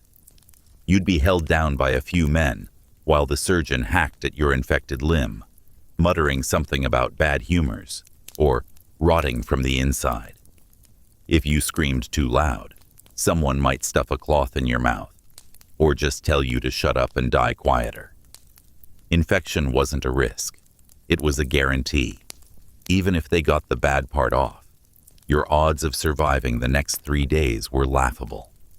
Bandages were rags torn from shirts that had already soaked up sweat, piss, or worse. They'd be tied around your stump and left to cling there, turning from white to brown to black, while your skin bubbled beneath. Sometimes maggots hatched inside the wounds, and you'd be grateful, because at least the maggots ate the dead flesh before it spread. The surgeon didn't get paid more. He wasn't treated with respect. He was just the guy everyone blamed when someone died screaming, and that meant he was usually drunk, shaking, and resentful. Sometimes you'd get a halfway decent one who knew how to stitch a cut or cauterize a wound with a hot iron. Other times, you'd get a lunatic who treated your broken leg with leeches, and a story about how his cousin once cured the pox by staring at the moon. You didn't have a choice. You couldn't wait for better care. If your hand swelled up, or your teeth started falling out, or your gut twisted in knots, you either took your chances with the doctor or hoped your body sorted it out on its own. And if you had something internal, appendicitis, a ruptured organ, anything that didn't bleed visibly, you were as good as dead. They'd give you some grog, slap your chest, and tell you to walk it off. Sometimes they buried you before you even stopped twitching. The idea of recovery was a fantasy. No one got better on a pirate ship. You got quieter, or you got buried. So when pirates say they lived outside the law, they weren't bragging. They were just admitting that the only thing scarier than their enemies was the man holding the bone saw with one eye and a hangover. If you ever needed surgery aboard a pirate ship, and by surgery, I mean someone violently cutting parts off you with tools they also used to carve fish, you were already past the point of hope. The moment someone called for the ship's surgeon and started boiling a blade over a fire, your fate was sealed. You weren't going to heal. You were going to survive, maybe, and that was generous. The tools of the trade were simple: a rusty knife, a hacksaw, a hammer, and whatever bit of cloth someone wasn't using to wipe their nose. There was no such thing as sanitation. Blades were rinsed with seawater or rum, assuming anyone felt generous enough to spare it. Sometimes they weren't even cleaned at all. Because let's face it, nobody expected you to live long enough for infection to matter. If the wound was small, they might stitch it up. Needle and thread, no sterilization, maybe a gulp of grog to keep you from biting off your own tongue. The thread probably came from someone's torn sleeve. The needle had likely gone through a dozen other pirate limbs before yours. But if the injury was bad, gangrene, shattered bone, a musket ball to the shoulder, you got the full treatment: amputation. There was no delay, no consultation, just a decision, often made while your crewmates argued about whether you were still worth feeding. They'd strap you down to a barrel or a plank. 2 men held your arms. 1 held your legs. And the surgeon got to work, humming to himself or shouting orders no one followed. The saw cut fast at first, then slower as it hit bone. You screamed.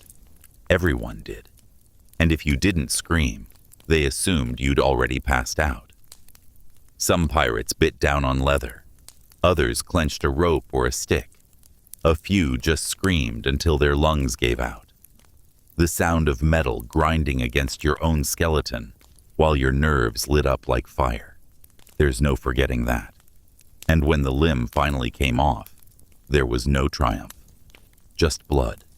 So much blood. Someone would grab a hot iron and press it to the stump, burning your flesh closed, while the smoke rose and the ship stank like roasted meat. If you were lucky, you stayed unconscious. If you weren't, you got to listen to your own skin sizzle, while someone muttered, "That'll hold." The stump would get wrapped in cloth, changed only when the smell became unbearable. Flies would lay eggs in the bandages. You'd start hallucinating. Some men made it, most didn't. They'd develop fevers, slip into comas, or just jump overboard when the pain became too much. Pirates didn't leave behind journals or memoirs. Their stories were told through scars, stumps, and the screams echoing below deck in the middle of the night. And when a man with 1 leg and no fingers said he'd seen worse, he wasn't joking. He was probably thinking of the time he watched his own foot get sawed off, while everyone else laughed and sang over the noise. Cannons are fun in theory. Big, loud, powerful. What's not to love? Everyone pictures pirates firing broadsides at enemy ships, shouting over the roar of gunpowder, and grinning as wood and iron explode in all directions. What those stories tend to leave out is that the guy most likely to be killed by a cannon wasn't the enemy. It was you. Pirate cannons weren't sleek instruments of precision warfare. They were crude, rusty metal tubes bolted onto splintered wood, often overloaded, poorly maintained, and mounted on wheels that didn't even roll half the time. Half the cannons on any given ship were probably salvaged, mismatched, or stolen from 10 different navies. There was no guarantee any of them worked the same way, or worked at all. Lighting a cannon was like flipping a coin, except instead of heads or tails, the outcomes were it fires, or it explodes in your face. Misfires were constant. Sometimes the powder was wet. Sometimes the fuse burned too slow. Sometimes it went off the moment you leaned in to check if it was lit. When it did fire, it kicked back like a raging bull, often smashing into whoever wasn't smart enough to stand clear. That meant crushed toes, broken ribs, or full-body knockouts. One unlucky pirate lost both legs because he stood behind a cannon that hadn't been secured properly. The recoil turned it into a flying log. They buried him at sea with a legless salute. Even when cannons worked, they didn't behave. The blast was deafening. No ear protection, of course.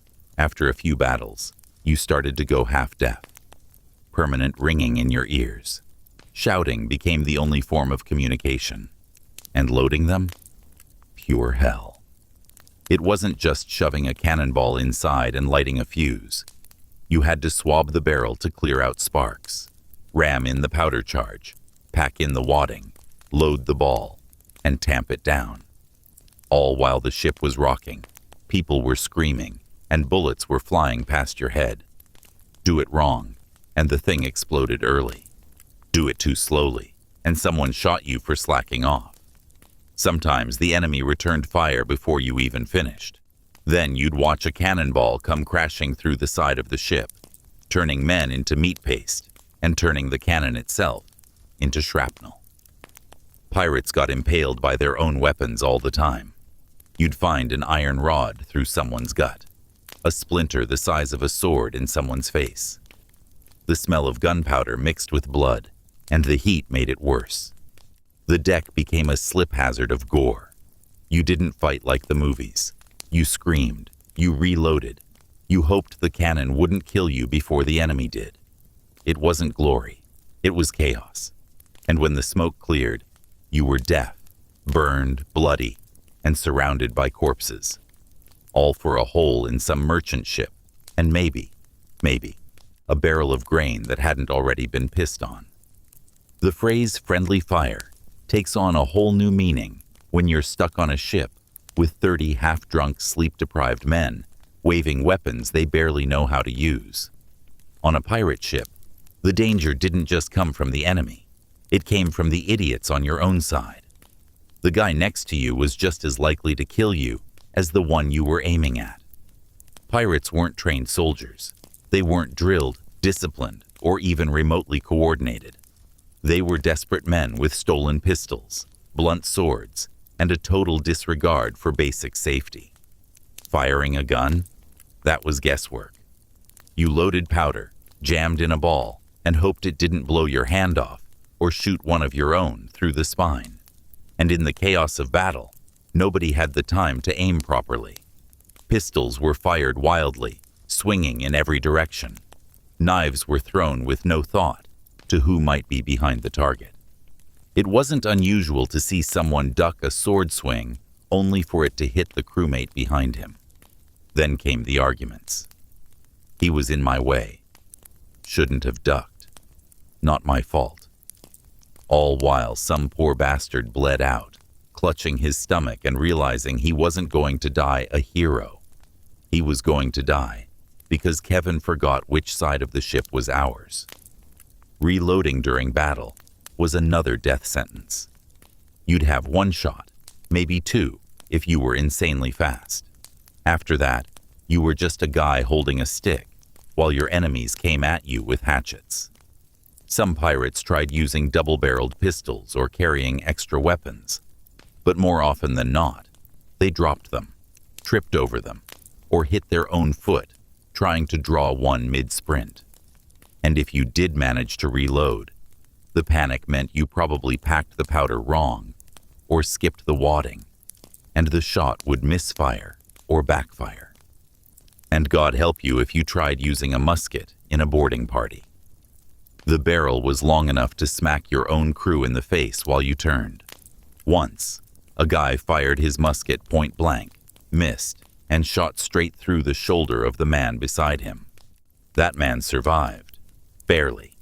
But he spent the next 3 weeks muttering death threats in his sleep. Then there were the cannons. Recoil could send a cannon flying across the deck into your ankles. A loose fuse could light early and blind anyone nearby. One poor soul got launched off the ship when a cannon tipped mid-blast and fired straight into the deck. They never found his body. Every man on that ship was an accident waiting to happen. And the worst part? Nobody learned. You'd think that after a few deaths, pirates might train a little, practice drills, or at least establish some kind of "don't stab your friends" rule. Nope. It was chaos every time. The solution was simple. If you died, it was your fault for standing in the wrong place. That was pirate logic. Brutal, stupid, and sprayed with gunpowder. When you think of pirate combat, you probably imagine a romantic duel. Two men clashing swords under moonlight, parrying and spinning like dancers, exchanging clever insults between graceful strikes. That never happened. Pirate fights weren't cinematic. They were nightmares. There were no rules, no strategy, and no style. Just unfiltered violence in the tightest, dirtiest spaces imaginable. Boarding an enemy ship wasn't some gallant charge down a ramp. It was chaos from the first moment. Pirates would swing across on ropes, leap from their own rigging, or just crash boats into hulls and scramble up with knives between their teeth, often literally. Not because it looked cool, but because their hands were full. And once you were on the enemy ship, everything devolved instantly. There were no neat battle lines, no duels. Just dozens of men screaming, slipping on blood-slick decks, and flailing weapons in all directions. Swords? Rare.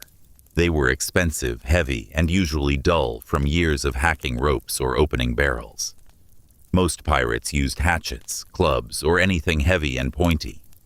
If you couldn't afford steel, you fought with wood. If you didn't have a weapon, you grabbed whatever you could. Ropes, tools, bones, even a wet boot, if it had enough weight behind it. The goal wasn't to win with skill. It was to maim as fast as possible. Eyes were favorite targets. So were fingers and throats. Pirates didn't try to outfence their opponents. They bit, they kicked, they gouged, they tackled people off the side of the ship just to hear them scream. Some carried small knives just for gutting someone while pretending to grapple. Others sharpened nails into claws. It wasn't a fight. It was a slaughter in slow motion. And it didn't stop when someone fell. You could lose a hand and still be expected to crawl into the fray. You could take a musket ball to the shoulder, wrap it in a rag, and keep swinging. Surrender wasn't respected. It got you killed faster, often in more creative ways. One merchant was captured mid-fight and had his ears cut off just for trying to beg. Another had a mouthful of gold fillings and got them removed, without tools. If you were defending your own ship, it wasn't better. Pirates were relentless.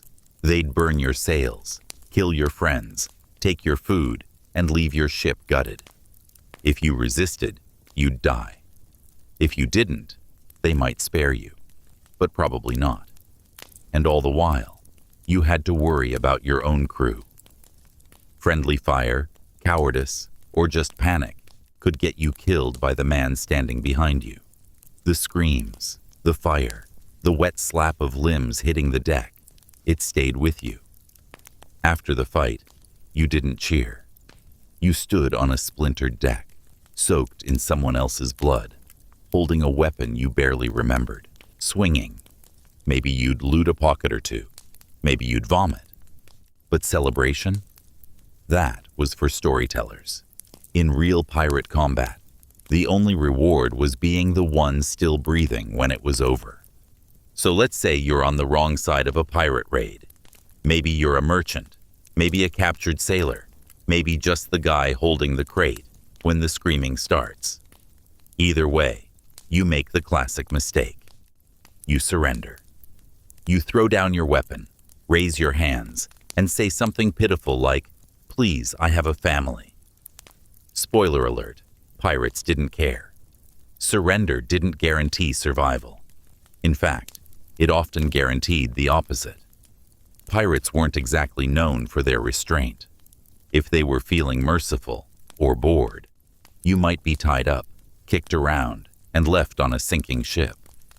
But most of the time, They took it personally when someone gave up without a fight. It offended their sensibilities. Some pirates believed if you didn't fight to the death, you weren't worth the air you breathed, so they'd kill you out of spite, or fun, or both. Slowly, painfully. They didn't have a Geneva Convention. They had imagination. A surrendered man could be stabbed, shot, burned, or just tossed overboard, with his hands tied. Some were used for target practice. Others were forced to run across the deck, while the crew threw knives at their backs. One poor soul was given the option to swim to shore, 10 miles away, in shark-infested water. He made it 200 feet before they bet on how long he'd float. The worst part? The decision wasn't even consistent. You could have 2 ships raided on the same day. One crew gets spared, the other gets butchered. It all depended on the mood of the pirates, how much rum they'd had, or whether someone wanted to test out their new blade. There was no system, no policy, just the raw chaos of power in the hands of unstable men. And if they did spare you, that didn't mean freedom. It meant slavery. Pirates took prisoners, not to be kind, but to have someone to cook, clean, or mop up the blood they didn't want to deal with. Some prisoners were pressed into service, forced to join the crew under threat of death. If you refused, you died. If you obeyed, you became the lowest creature on the ship. Not a pirate, not even a person, just a pair of hands nobody cared about. You got beaten for mistakes, cursed at for existing, and fed the scraps that even the rats turned down. And you still had to fight when battles came, even though nobody had taught you anything. You'd be handed a blade and shoved forward like a meat shield. If you survived, you might earn a name. If you didn't, they'd loot your corpse and toss it with the others. Pirates didn't believe in second chances. They believed in survival. And surrender? That was just a word. It didn't mean mercy. It didn't mean safety. It meant you were at the mercy of men who didn't even extend that to each other. So the next time you picture someone dropping their weapon and begging for their life, don't imagine a happy ending. Imagine silence, blood, and the sound of boots walking away from what used to be you. Pirates didn't just kill you. Sometimes, if they were bored or drunk or particularly annoyed by how you looked at them, they'd turn your slow, miserable death into entertainment. Torture wasn't an official part of the pirate code. But let's be honest, there wasn't exactly a rule book. If a pirate captain wanted to make an example out of someone, no one stopped him. In fact, the crew usually gathered around like it was a theater performance. They'd bring food, laugh, place bets. This was how pirates passed the time when there was no plundering to be done, by inventing new ways to make someone scream. The classics were always on the menu. Beatings, of course. Clubs, whips, fists, whatever was handy. But that was just the warm-up act. Next came the knife work. Some liked to carve patterns into flesh, slow and shallow, so you didn't pass out too quickly. Others went straight for the fingernails, ripping them off one by one, while making jokes about how you'd never scratch your ass again. Teeth got pulled, eyes got poked, ears were sliced off and worn as trophies. You'd be amazed how creative a man can get when his only tool is a rusted spoon, and his only goal is to see what color your insides are. Hot irons were popular, especially if the ship had recently been in combat and the metal was still searing from cannon fire. Branding wasn't just for cattle. You might get the ship's emblem burned into your chest, or your face, just so everyone remembered who you belonged to before they tossed you overboard. And then there were the games. One involved tying a man upside down from the mast, arms behind his back, and seeing how many times the crew could hit him with thrown knives before someone missed and hit the rope. If the rope got cut, he fell. sometimes to the deck, sometimes into the ocean. Either way, game over. Pirates also had a fondness for keel hauling, where they'd tie a rope around you, drag you under the ship's hull, and pull you from one side to the other. The barnacles would tear your skin off like a cheese grater dipped in salt. If you didn't drown, you wished you had. And all of this happened in front of your peers, your friends maybe. No one stepped in. No one begged for mercy. They just watched, because they knew it could be them next time. Pirates didn't just torture outsiders. They turned on their own. Step out of line, steal from the wrong man, or just be in the way during a bad mood, and you could be next. Discipline wasn't structured. It was theatrical. A lesson written in blood and screams, so nobody forgot. You didn't die quick. You died as a spectacle. And when it was finally over, when you stopped begging, crying, or twitching, they didn't bury you. They tossed you into the sea. No words, no respect. Just one more show, over and done with, until the next unlucky bastard gave them a reason to get creative again. If you ever dreamed of moving up in the pirate world, rising through the ranks, earning respect, maybe even becoming captain one day, there was only one real path: mutiny. Promotions weren't handed out. They were taken, usually by force, and almost always soaked in blood. Pirate hierarchy was a fragile illusion, held together by fear, luck, and the assumption that the guy in charge wouldn't die today. But the truth was, anyone could be replaced at any time. All it took was enough angry men and not enough witnesses. Captains weren't elected in a polite vote. Sometimes they were at first. The crew might agree that a certain man was the loudest, the meanest, or the most sober at the time. But the moment that captain made a bad decision, took a bad route, lost a fight, rationed food unfairly, or looked at someone the wrong way, suspicion turned into whispers. Whispers turned into plans. And soon enough, you had knives behind backs and a rising tension in the air that made every mealtime feel like a standoff. Mutiny didn't wait for permission. It struck fast, usually at night, while the captain slept, or during storms, when chaos made things easier to hide. One man would throw the first punch, and the rest would pile on. Boots, fists, blades, until the old captain was a memory leaking into the deck boards. Sometimes they dumped the body overboard. Sometimes they left it hanging in the rigging as a reminder. Either way, by morning, there was a new man shouting orders, and the rest of the crew pretended nothing had changed. The catch? The new guy had just signed up for a cursed role. Once you became captain, you had a target on your back. Everything you did would be judged. You had to keep the crew fed, the loot flowing, the punishments fair, or at least entertaining, and your enemies scared. Fail at any one of those, and the mutiny cycle began again. Some men didn't even want the job. They were pushed into it. After a fight, someone would shout, "You killed the captain, now you're in charge." And suddenly, a man who just wanted to swing a sword had to decide who gets flogged and where the ship goes next. The pressure aged them fast. Pirates with ambition learned to lead from the shadows, to influence without being in charge. That way, when mutiny came again, they could be the ones whispering, not the ones bleeding.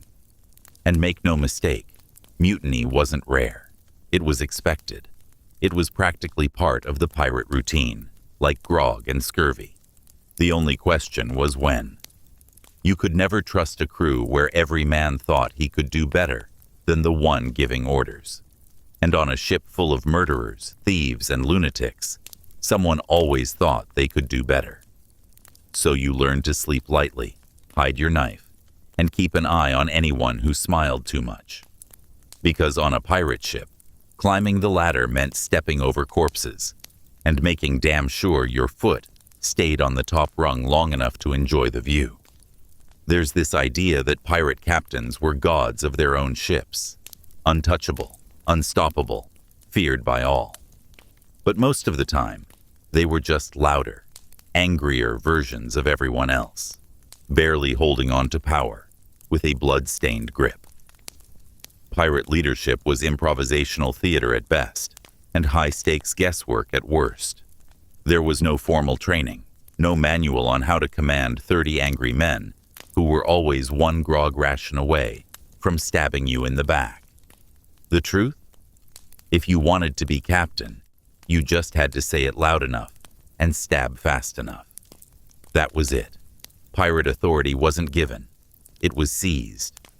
If the current captain was dead or too wounded to shout anymore, the first man to plant his feet and yell, "I'm in charge now," was often accepted as the new boss. Not because the crew respected him, but because everyone was too tired or too superstitious to argue. For a while, anyway. Being captain didn't come with perks. There was no private cabin, no throne, no loyal officers. You got the same food, the same clothes, and maybe a slightly better blanket, if no one stole it.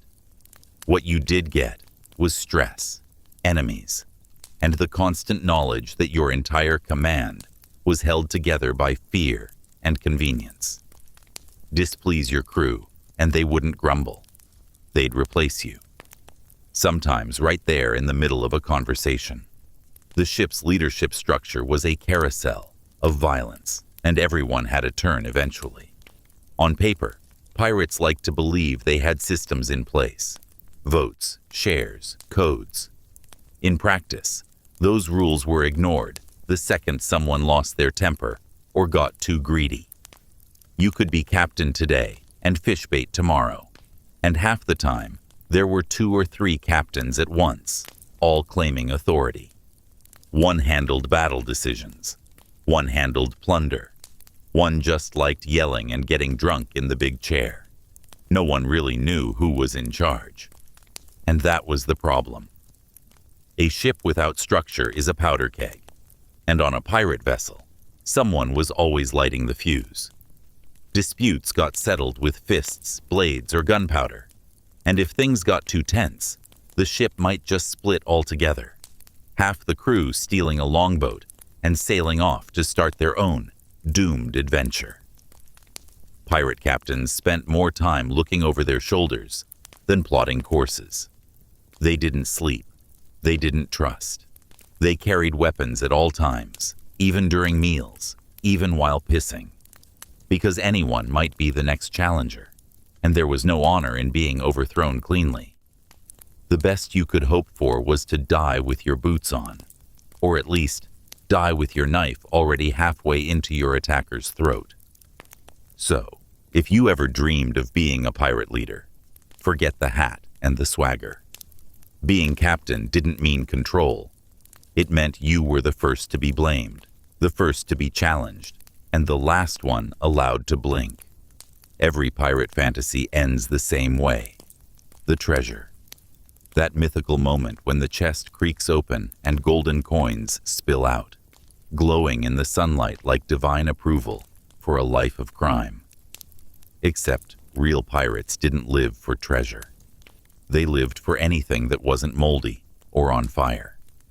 Actual loot wasn't exotic jewels or cursed doubloons. It was cargo.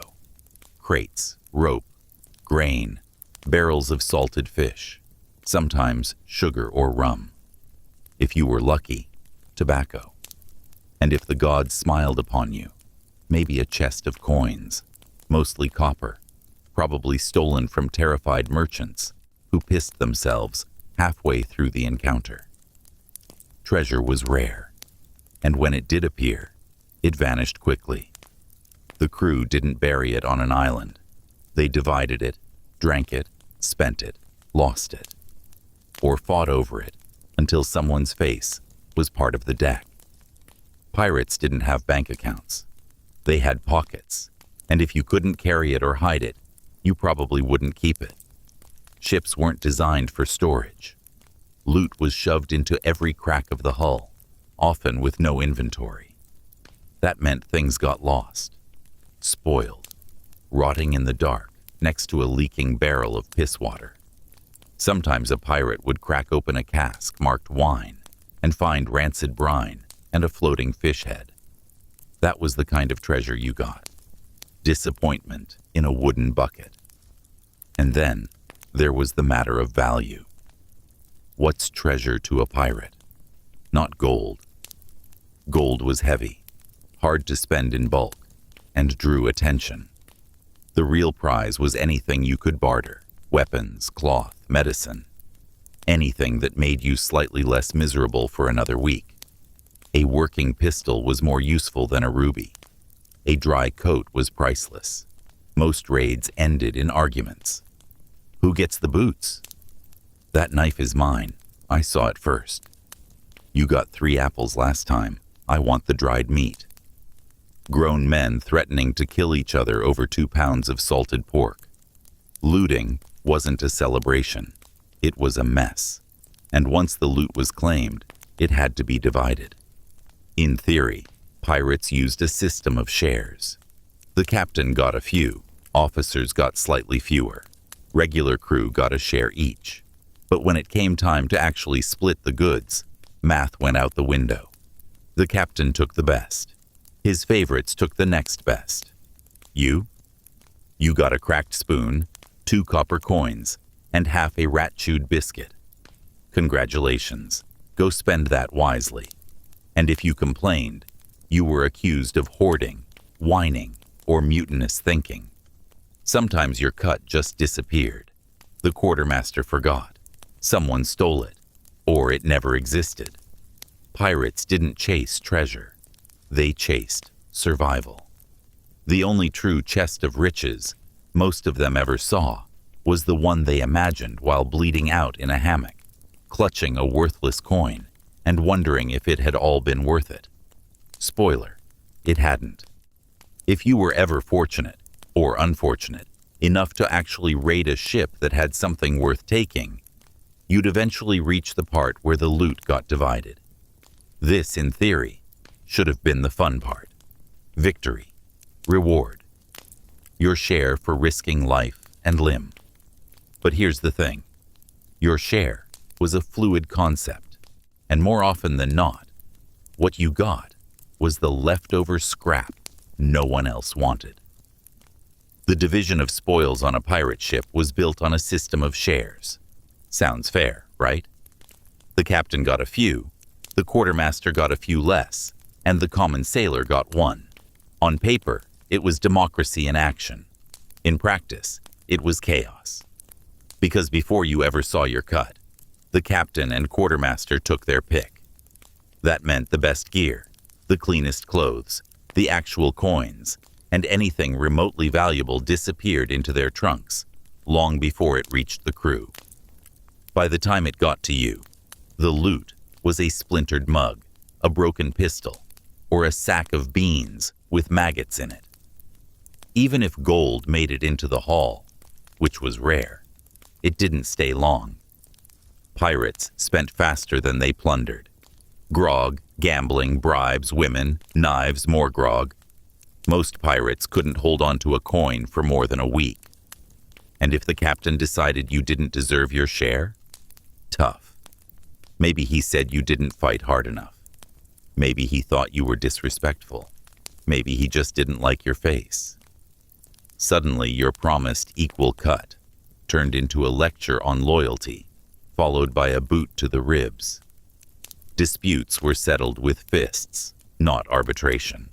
If you pushed too hard, accused the wrong man, or raised your voice during division, you could end up on the receiving end of a knife, or tossed overboard mid-sentence. Some pirates tried to keep track of who got what. They scribbled notes, memorized numbers, tried to hold the leaders accountable. That never lasted. The man keeping the books usually got stabbed, or mysteriously lost the tally during a storm. The only number that really mattered was 0, what you had when it was all over. And don't forget the invisible tax.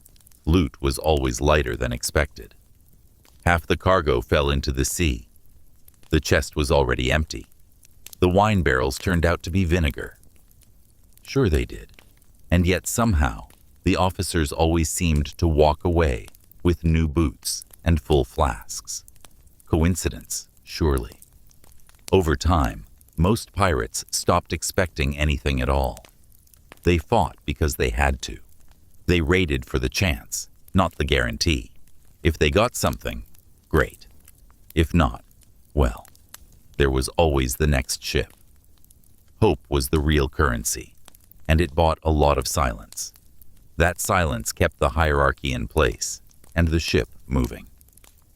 Because if everyone started speaking up, the crew would tear itself apart long before any navy ever showed up.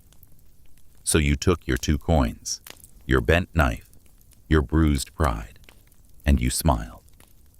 Because at least, for now, you were still alive. And in pirate terms, that was the biggest cut of all. The myth of pirate riches has survived for centuries, and it's no mystery why. It's romantic. The image of sunken treasure chests, glittering with gold and emeralds, is just too good to let go. But if you were actually a pirate, that fantasy was the biggest joke of all. Most pirates didn't die rich.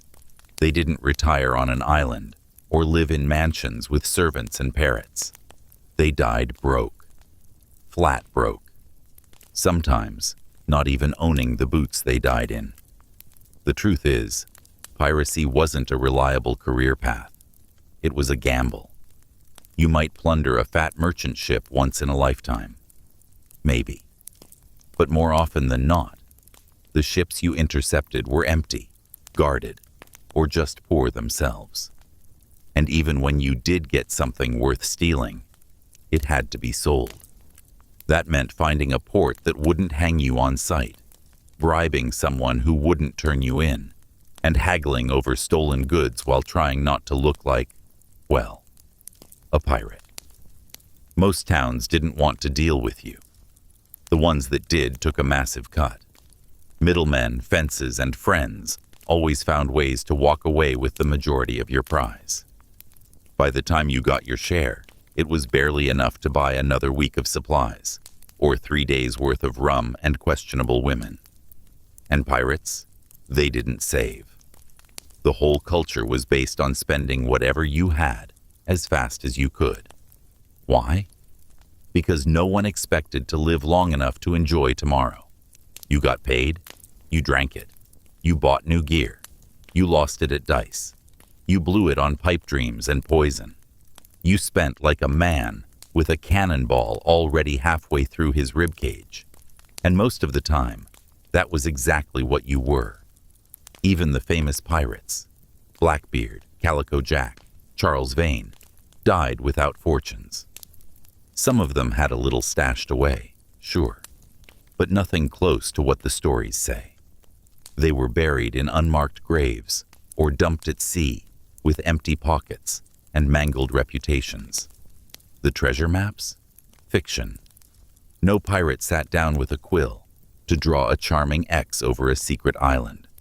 They hid things if they had to, but they rarely lived long enough to come back. And those who did often couldn't find their own hiding spots again. The ocean is big. The islands blur together. You don't get second chances when every port wants your head and every crewman wants your cut. So what did you really gain? A few coins, a couple of fleeting nights of celebration, maybe a necklace if you were fast enough to grab it before the quartermaster saw. Then it was back to scraping barnacles off the hull, eating biscuit worms, and hoping you didn't die the next time the wind changed. There was no pot of gold, no final payout, just a slow bleed of your health, your mind, and your sanity, until even the sea forgot your name. That was the pirate's real treasure, a handful of regrets, and a reputation that died faster than you did. For all the misery pirates endured at sea, lice, rot, beatings, starvation, there was one shining beacon that kept them going. Shore leave, the dream of land, solid ground. Booze that didn't taste like gunmetal. Women who weren't hallucinations. But as with everything in pirate life, the fantasy of shore leave was leagues better than the reality. Because the second your boots hit dirt, everything got worse in a new way. Pirates didn't dock at respectable ports. They went where the authorities were either bribed, drunk, or hanging from trees. That meant sleazy harbors, crumbling towns, and shanty settlements filled with other criminals, looking to rob you before you even left the dock. You weren't safe on shore. You were just a fresh target with a limp and a coin pouch. The crew scattered the moment the anchor dropped. Some went to gamble, others to drink themselves unconscious. A few tried to disappear altogether, only to be dragged back by the neck, kicking and screaming, because no one deserts without consequence. But most, they ran straight into the arms of disease, debt, and knives. The taverns were lawless pits. Rum was watered down with seawater or poison. The beer was warm, flat, and filled with floating surprises. Still, pirates drank it like salvation. After weeks of festering on a ship, anything that burned on the way down felt like freedom. And the women? You didn't find romance. You found infections. Sexually transmitted diseases were as common as bruises. If you were lucky, it just burned. If you weren't, it festered, spread, and rotted you from the inside out. Some pirates bragged about their badges like war wounds. Others died in corners, feverish and raving, their minds eaten by untreated syphilis. Shore leave meant losing money, teeth, and the occasional organ. Pirates would blow their entire share in a single night, on cards, dice, whores, booze, knives, and foolish bets. One man famously traded all his loot for a barrel of rum and a monkey that bit him before vanishing into the jungle. He was found passed out in a gutter, pants missing, swearing the monkey was cursed. No one doubted him. And then there were the fights. Pirates didn't get along with each other on the ship, so throwing them into a lawless town with endless alcohol was a recipe for blood. Knife fights broke out over spilled drinks, shared women, cheating at cards, or looking at someone the wrong way. You might lose a finger, a tooth, or just your life, and no one would stop it. The locals hated you. The other pirates hated you. Even your own crew barely tolerated your breathing. Shore leave didn't recharge you. It wore you out. You came back to the ship poorer, sicker, and in some cases, missing parts of yourself. And still, it was the best part of your life at sea. Because at least, for a few hours, you weren't trapped on that wooden coffin. At least on land, you had the illusion of choice. You could eat, fight, fall over in the dirt. You could pretend, briefly, that you were free. Until the ship's bell rang, and you dragged your broken body back on board, hungover and bleeding, to do it all again. If you've never experienced an STD slowly ruining your life in the middle of the ocean, congratulations. You're already doing better than most pirates. Because for these men, sexually transmitted diseases weren't occasional hazards. They were a rite of passage. You didn't leave shore leave without a souvenir, and it wasn't a seashell or a tattoo. It was an infection. Something that burned, oozed, flaked, or swelled in all the wrong places. And out at sea, with no doctors, no medicine, and zero understanding of basic hygiene, that burning wasn't going away anytime soon. The most common culprit? Syphilis.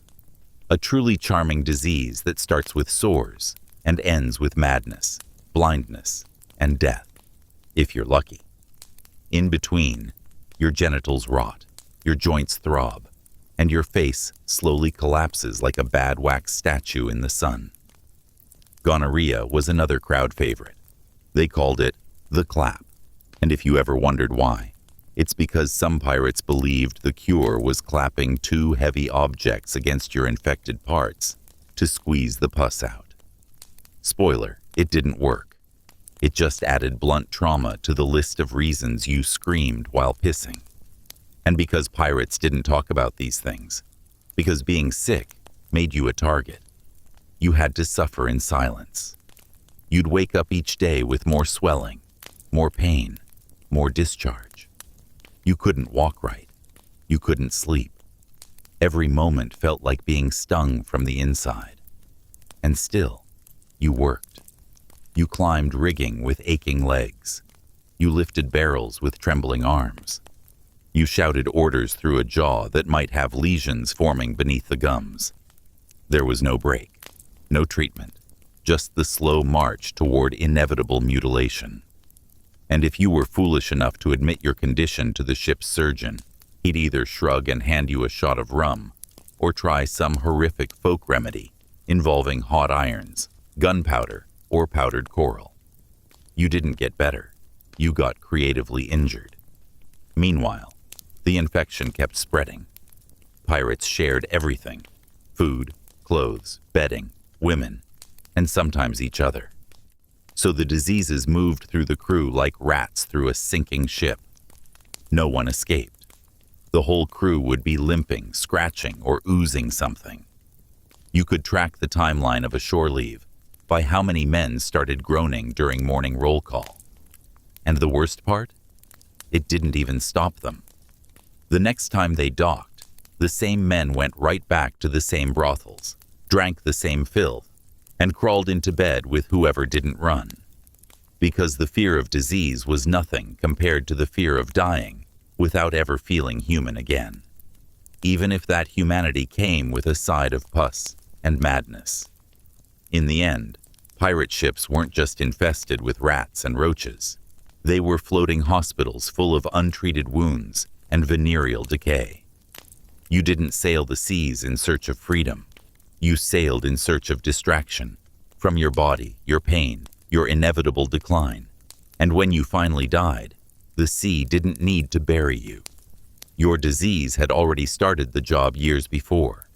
You might think, with all the horrors pirates endured, at least death offered a kind of escape. A quiet end beneath the waves, maybe a whispered prayer, your body wrapped in a sheet and lowered gently into the sea. But no. Pirate funerals weren't peaceful. They were rushed, dirty, and frequently interrupted by vomiting, laughter, or gunfire. When a crewmate died, the response wasn't mourning. It was logistics. Who gets his boots? Does he have anything worth stealing? Can we use his hammock for rigging? If you died aboard a pirate ship, your death was just another problem to manage. The smell alone made it urgent. In the tropics, corpses turned fast. Hours after death, the body began to bloat and leak. That was when the rats showed interest.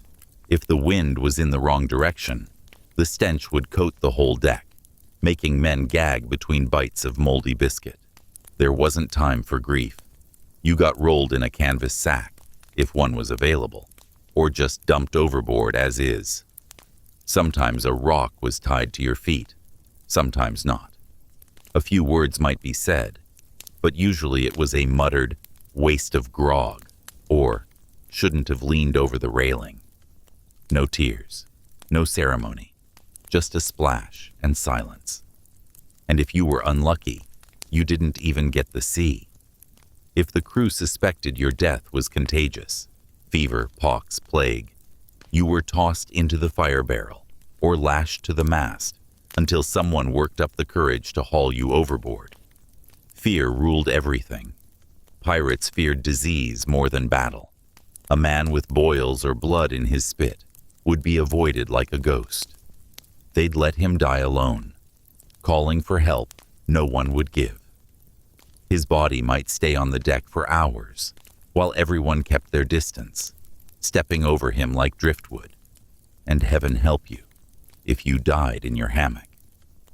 Because then someone had to cut it down, carry it out, and clean up whatever soaked into the wood beneath. Most pirates didn't even have their names remembered. No gravestone, no marker, no entry in a log.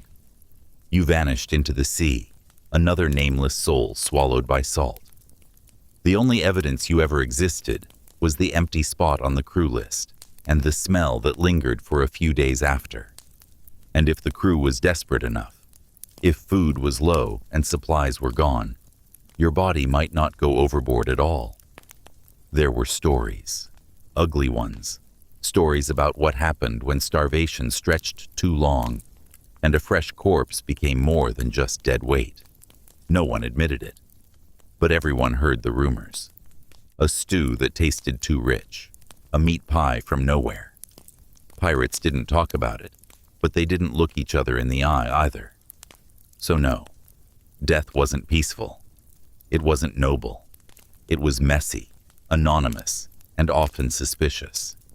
The best you could hope for was to die fast, to die dry, and to not be found in pieces next to the cook's pot.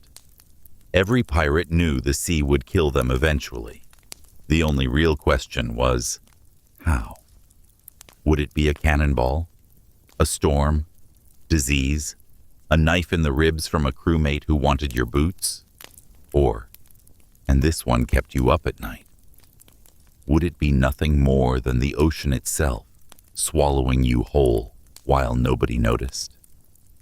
Falling overboard was one of the quietest, most common deaths a pirate could meet. It didn't come with glory. It didn't come with warning. 1 second, you're hauling rope or taking a piss off the railing. The next, your foot slips, your fingers miss the rail, and you vanish into the endless gray-green churn. No splash, no scream, just a silent plummet into a freezing grave. And once you were in, you were done. No rescue, no lifeboat. The ship didn't turn around. Not for you, not for anyone. Pirates didn't risk sails, speed, or safety for a single man. Not when a dozen more were waiting to take his spot. If someone shouted, "Man overboard," it might get a glance, maybe a shrug. But unless you were the captain himself, or owed someone money, the ship kept moving. And even if it did stop, good luck being found. The ocean is massive, and a single head bobbing in the waves disappears fast. The water didn't just drown you, it erased you. You'd struggle for a minute, maybe two, lungs burning, throat raw from salt. Then your limbs would slow. The cold would grip your chest, and then you'd sink. Down, down, down.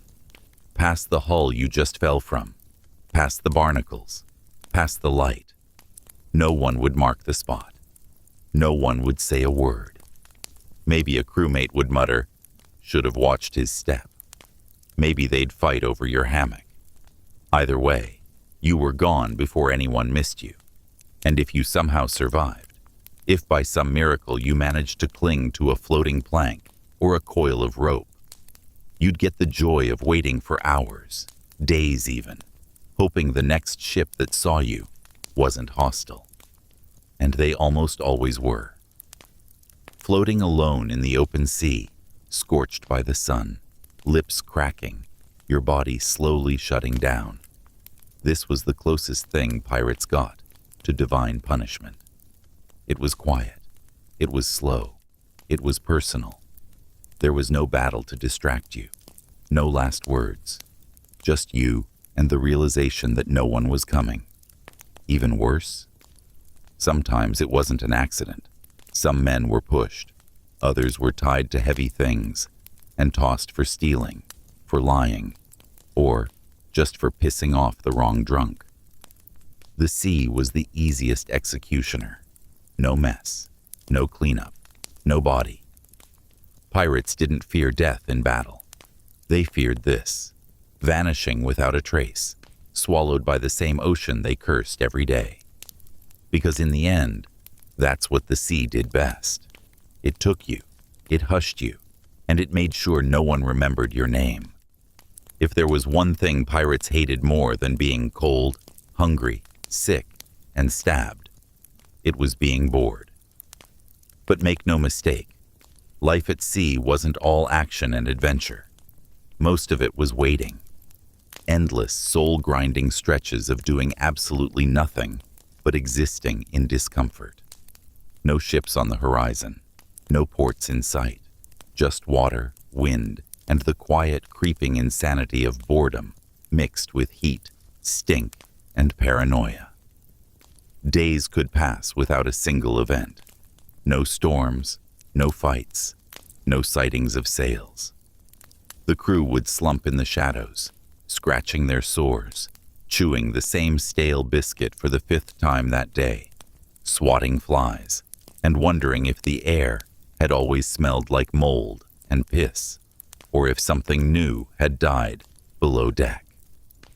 No books, no games. Maybe some cards, if they hadn't been lost or used to patch holes in shoes. The lucky ships had a musician, someone with a fiddle or a drum, but even that got old fast when the same 3 songs were played for weeks. Stories were passed around, but most were lies, repeated so often even the liars got sick of them. Tension built in the silence. Without distraction, old grudges festered. Every creak of wood, every cough, every too loud breath became an irritant. And eventually, someone snapped. Fights broke out over the dumbest things. A man looked at you wrong, took your grog, stepped where you liked to sit. Suddenly fists were flying and knives were drawn, not because of anger, because of boredom, because pain, even your own, was more interesting than waiting. The captain couldn't stop it. Nobody could. Bored pirates were dangerous pirates. Some captains made up drills just to keep people moving. Run the sails, clean the deck again, count the cannonballs. Others encouraged gambling, which only guaranteed more fights. And when there was absolutely nothing left to do, the men would drink. Not to celebrate, not even to forget, just to feel anything. Drinking on an empty stomach, under a baking sun, while rocking on open water, led to vomit, arguments, hallucinations, and the occasional man accidentally falling overboard. Then the whole cycle reset. Sometimes a crew member would start talking to objects, the mast, a rat, a spoon. Sometimes they'd climb the rigging and refuse to come down, convinced they saw something out there in the waves. One man once tried to marry a barrel of rainwater. Another thought his dead brother was living inside the cannon and refused to let anyone touch it. They weren't crazy to begin with. The ship made them that way. Boredom isn't harmless. It rots your mind like seawater rots wood. Slowly, then all at once. You forget what day it is. Then you forget why you ever came aboard. Then you forget who you were before you started waiting. And when a ship finally did appear on the horizon, it didn't matter if it was a merchant, a navy vessel, or a floating fortress. You'd be ready to attack, not out of strategy, but because anything was better than another day of sitting in your own skin, watching it peel. No matter how filthy, violent, or miserable pirate life got, there was one thing every man on that ship feared more than disease, starvation, or even mutiny: a naval ship on the horizon. Seeing those sharp sails and military colors didn't spark excitement. It sparked panic. Because you weren't just about to get into a fight. You were about to get hunted. The navies of the world, British, Spanish, Dutch, French, had one thing in common. They hated pirates with a deep, burning fury. You weren't a rogue or a rebel to them. You were scum. And when they caught you, they didn't negotiate.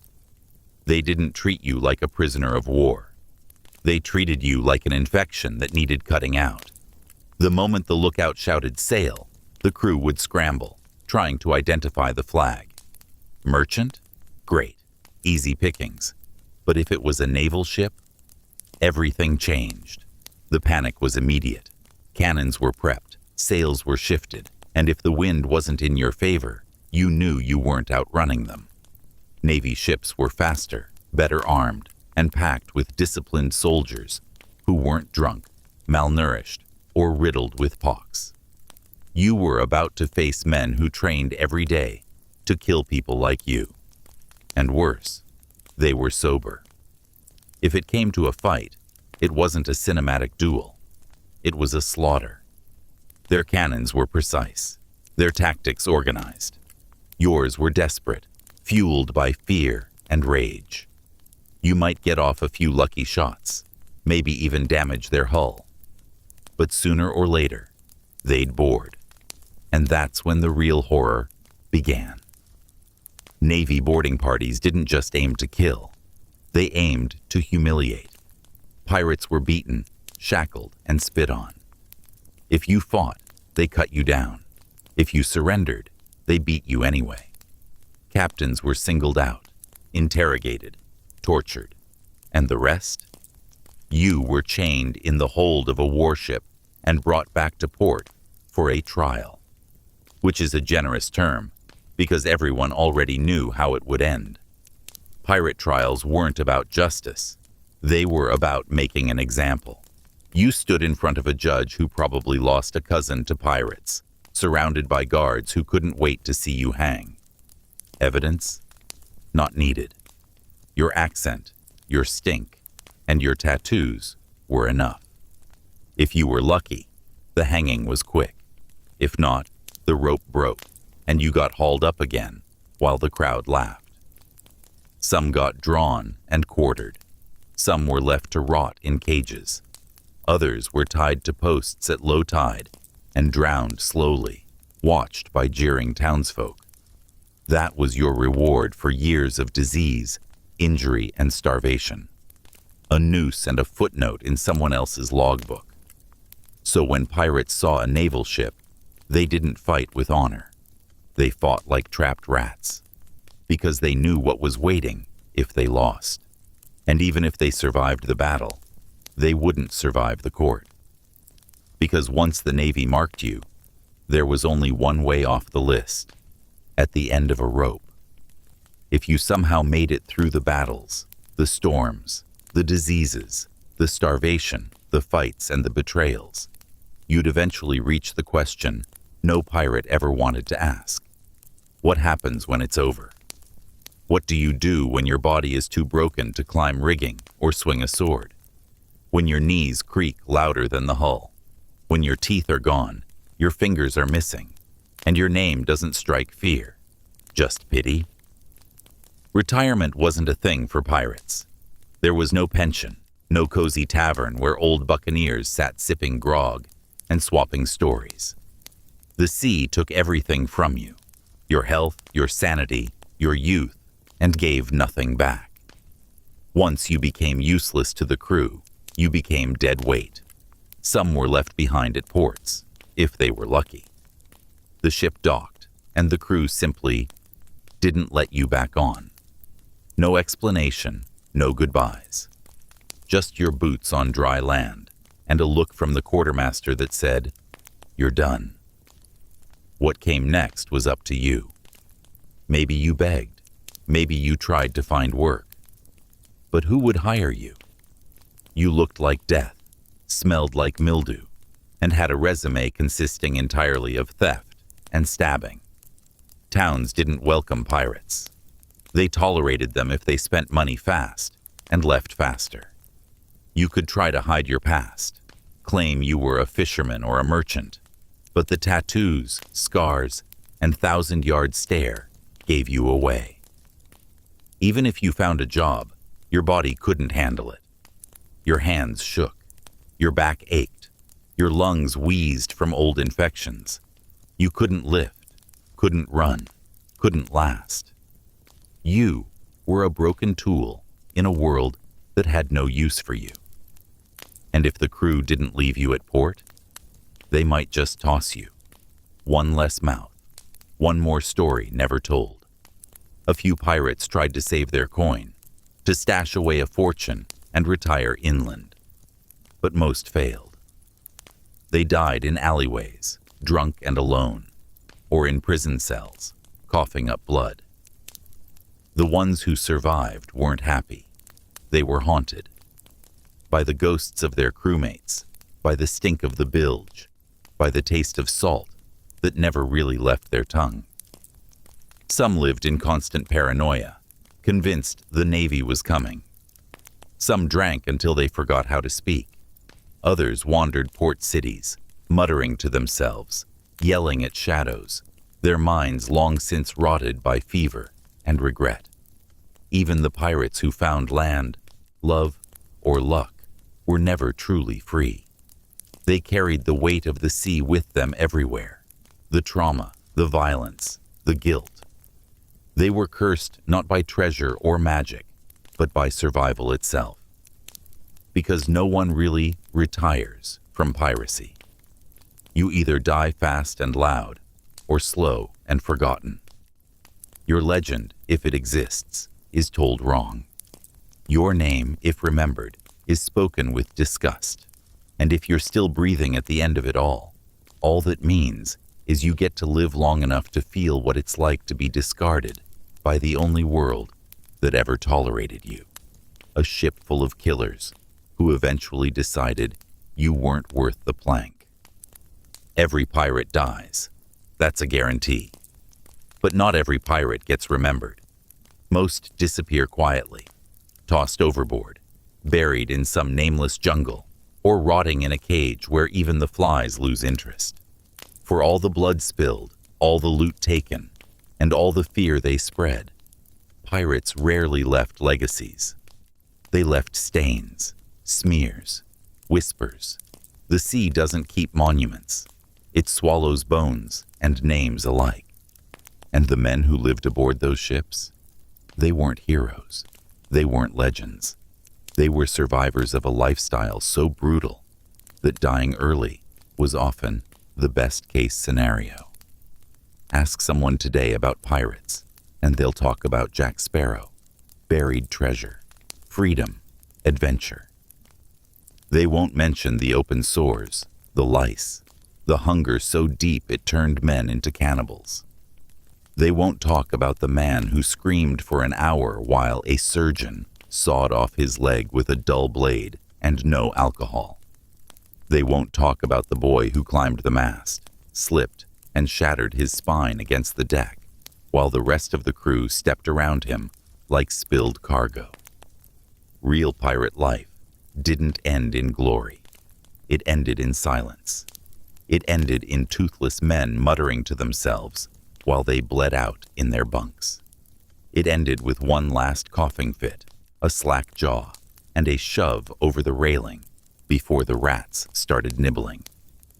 The stories that did survive, they were warped, exaggerated, cleaned up. The blood was turned into romance, the suffering into comedy, the dying into drama. The men who made it through, the ones who didn't drown or hang, rarely got to set the record straight. They weren't invited to tell their tales. They weren't welcome in polite society. Even the towns that secretly traded with pirates were quick to deny them when the law came knocking. A pirate who outlived his usefulness was a liability, not a celebrity. If you were remembered, it was as a cautionary tale or a caricature. Your name became a punchline. Your life became a costume. And the worst part? You knew it would happen. Every pirate knew. That's why they drank so hard, fought so recklessly, and clung to each moment like it might be their last. Because it usually was. The sea didn't forgive. It didn't reward loyalty. It didn't care how many ships you took or how many men you killed. In the end, it took everyone the same way. Slowly, painfully, and without ceremony. That's the real story. Not gold or glory. Just a life of hunger, blood, salt, and rot. A life spent running from death, only to meet it in the same cold, uncaring water that carried you all those years. So when people raise a glass to the golden age of piracy, Just remember, those men didn't live free. They died, forgotten. And if they could hear your toast, they wouldn't smile. They'd laugh, then ask if you'd like to trade places. There's a strange kind of loneliness that seeps into a man after too many months at sea. It's not the kind you feel when you're alone. It's the kind you feel when you're surrounded by people who would slit your throat for a bottle of rum or a pair of boots. Pirate ships were crowded, noisy, foul-smelling boxes of flesh and noise, but they were some of the loneliest places on earth. You weren't among friends. You were among rivals. Every man was a threat. Every laugh could hide a grudge. Every gesture had a weight. Trust was a luxury no one could afford. And when you couldn't trust anyone, you couldn't really talk to anyone either. You kept your thoughts to yourself. You kept your secrets buried. You learned to smile when someone told a story, even if you were in it and knew they were lying. You learned to laugh when someone else suffered, because if you didn't, they'd think you were soft. You learned to forget, to detach, to drift. A pirate's life was isolation with a crowd. You were surrounded by men, but entirely on your own. There were no letters, no visitors, no news from home. Most pirates had cut all ties before they ever boarded.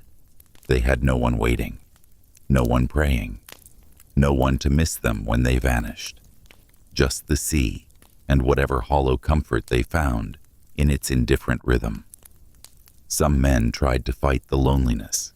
They formed tight bonds, made pacts, shared loot, shared women, called each other brother. But those bonds always broke. Sooner or later, one of them would steal. One would lie, one would bleed, and the other would be left holding the knife or the memory. Others turned to alcohol. Grog was the closest thing they had to company. Warm, numbing, and predictable.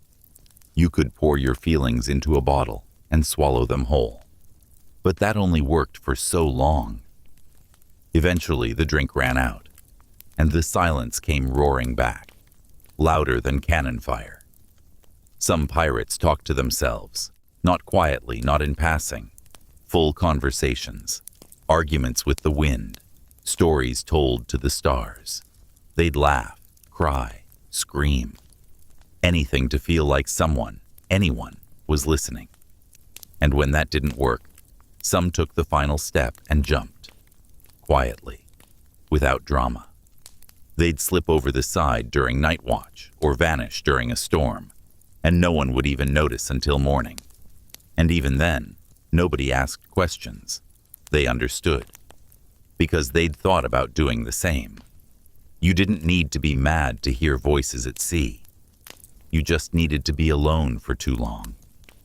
And pirates were always alone, in their thoughts, in their hammocks, in their final moments, staring into the black water and wondering if anyone would remember their name, or even care.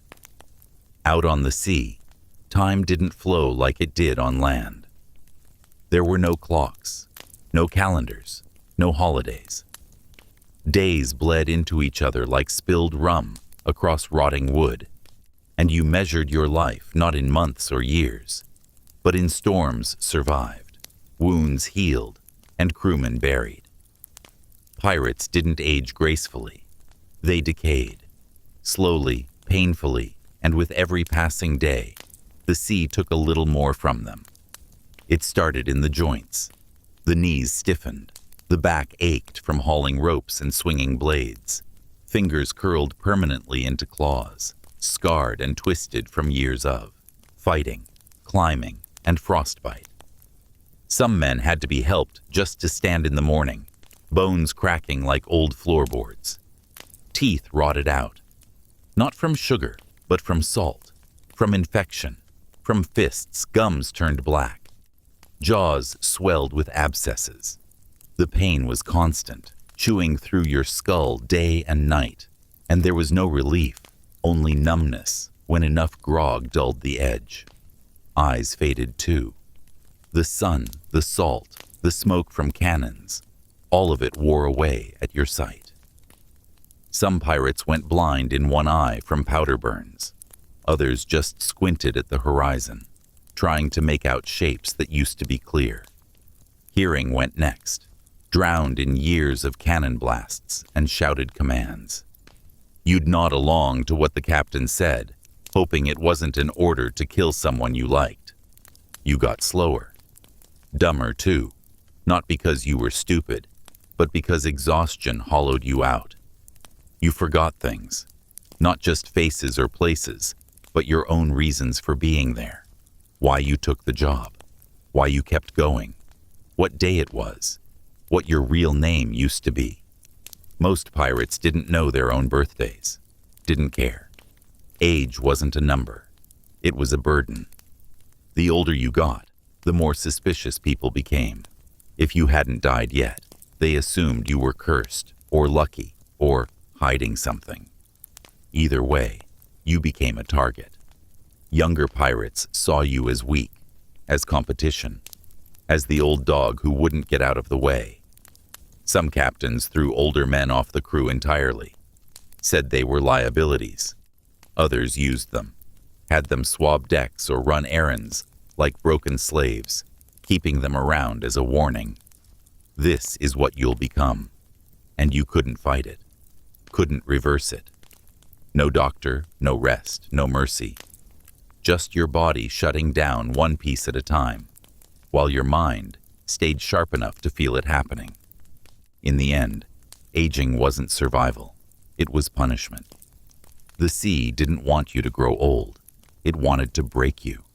Slowly, thoroughly, until you couldn't walk without pain, couldn't sleep without nightmares, and couldn't smile without remembering all the people who didn't make it as far as you, and all the ones who wished they hadn't.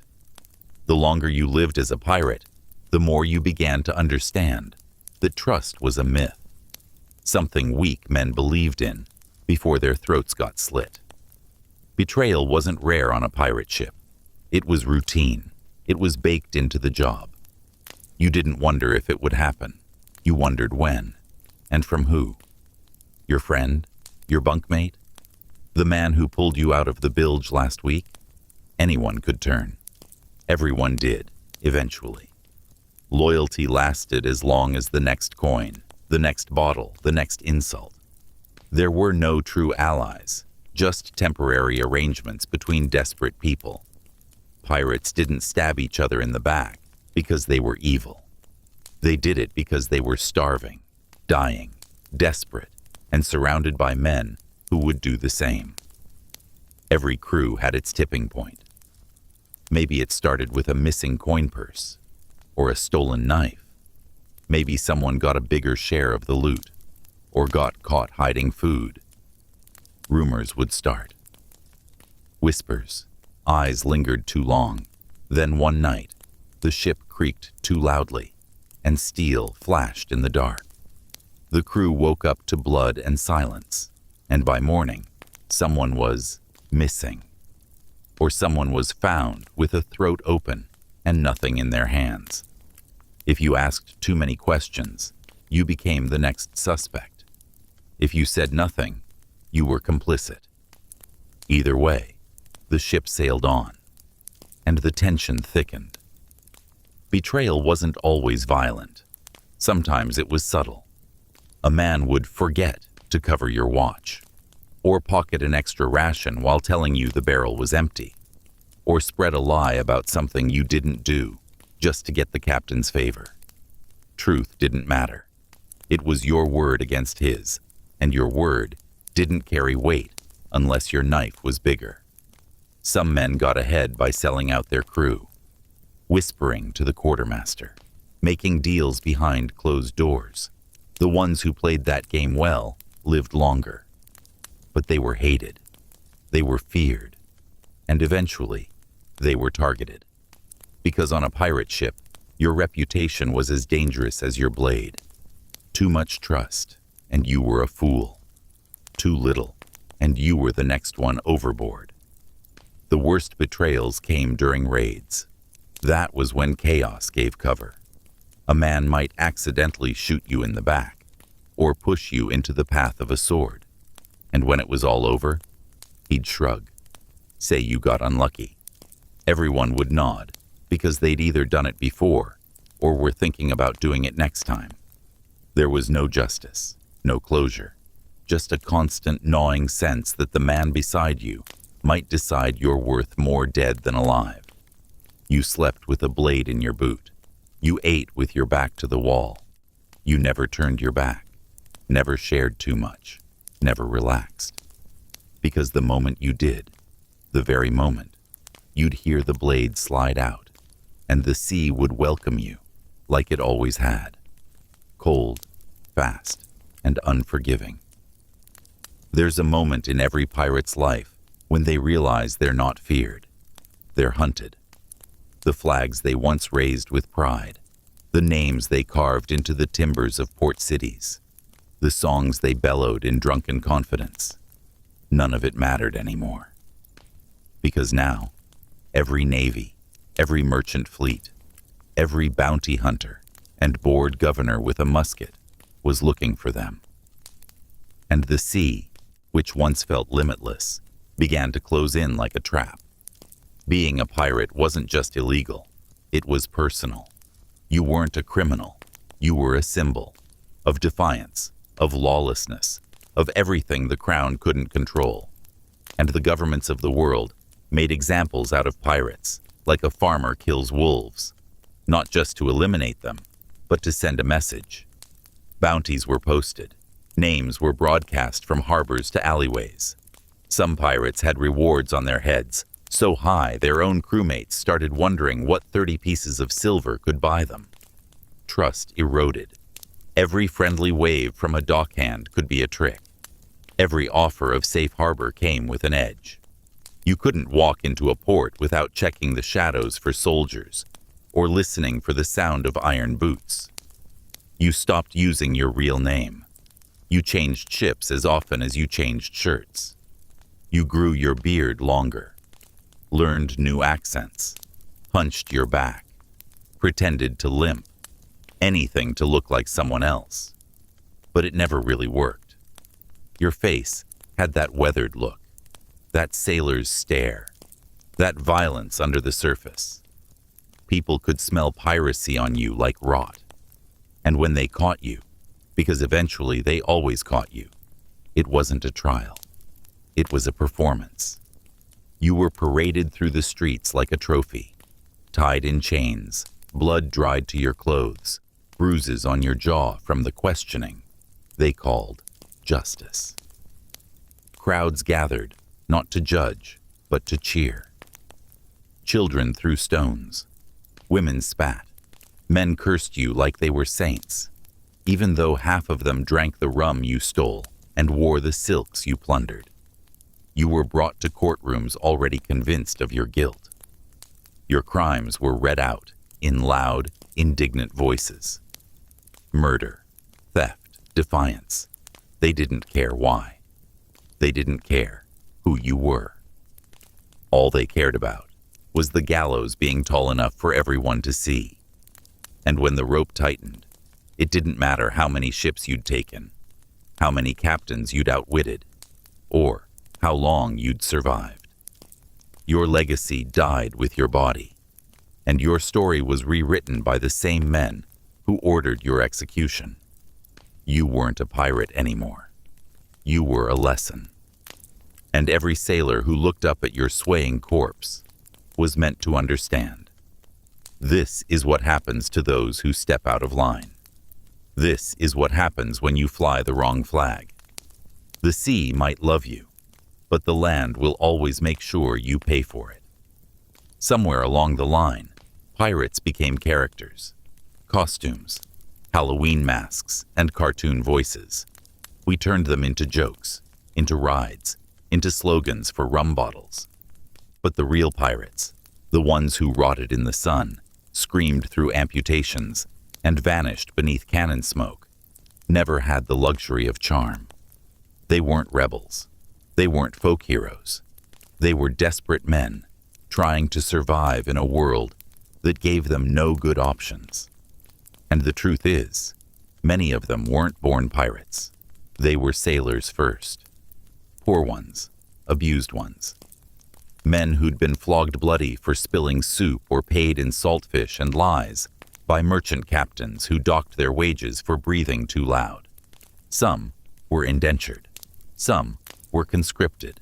Some had their land stolen, their families starved out, their countries burned to ash by the very empires that later called them criminals. When the choice was starve on shore or steal at sea, they chose the sea. That didn't make them good. It didn't even make them brave. It made them human. But once you joined a pirate crew, the transformation was fast and brutal. You didn't get to be who you were anymore. You became part of the violence. You became the storm. You took ships, sometimes by force, sometimes by threat, sometimes by blood. You followed captains who might inspire you one day and murder you the next. You made your bed with outlaws, slavers, deserters, and men who'd stab you for the gold in your teeth. You learned to laugh at pain, to cheer when someone else took the lash, to smile when you found loot, and to keep smiling even when that loot was soaked in someone else's blood. And somewhere along the way, you forgot who you'd been. The line between survival and cruelty blurred, because being a pirate wasn't a costume. It was corrosion of your morals, your memory, your soul. No pirate got old without becoming something hollow, something cruel, something empty. The men who survived weren't the strongest. They were the most calloused. The ones who could stand the smell of gangrene and still eat. The ones who could kill a man and sleep like a baby. The ones who stopped hearing the screams after a while. And so, when you picture a pirate, don't just think of swords and sea shanties. Think of a man with nothing left to lose, who's eaten nothing but salted flesh and regret for weeks, who's watched every friend he's ever had bleed out on planks or sand. Think of what it means to be cornered by the world so tightly that your only freedom is flying a black flag and daring someone to stop you. That's who these men were.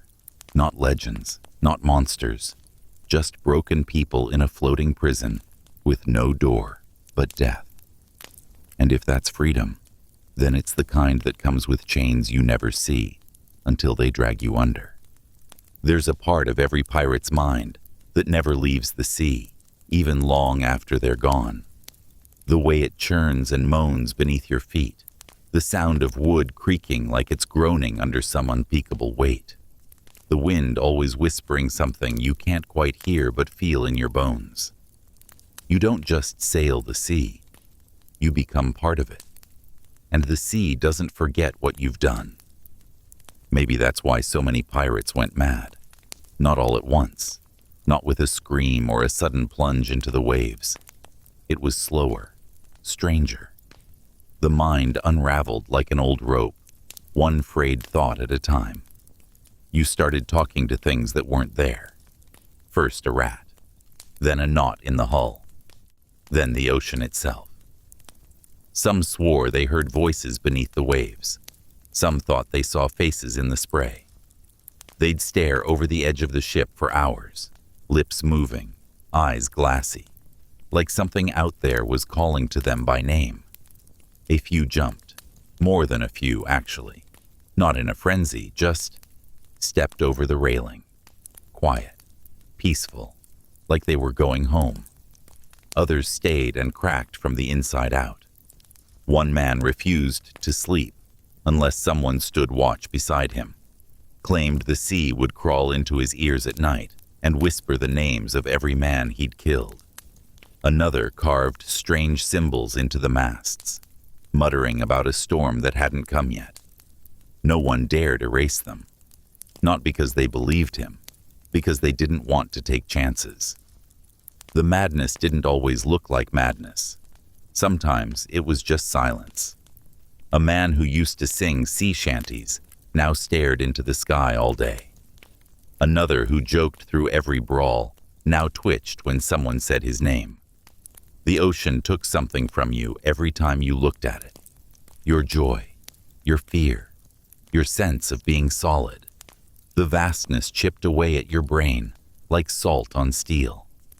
And in a way, the pirates who snapped were the lucky ones. They went out in their minds before the sea got their bodies. The rest, they endured, numb, blank, hollow.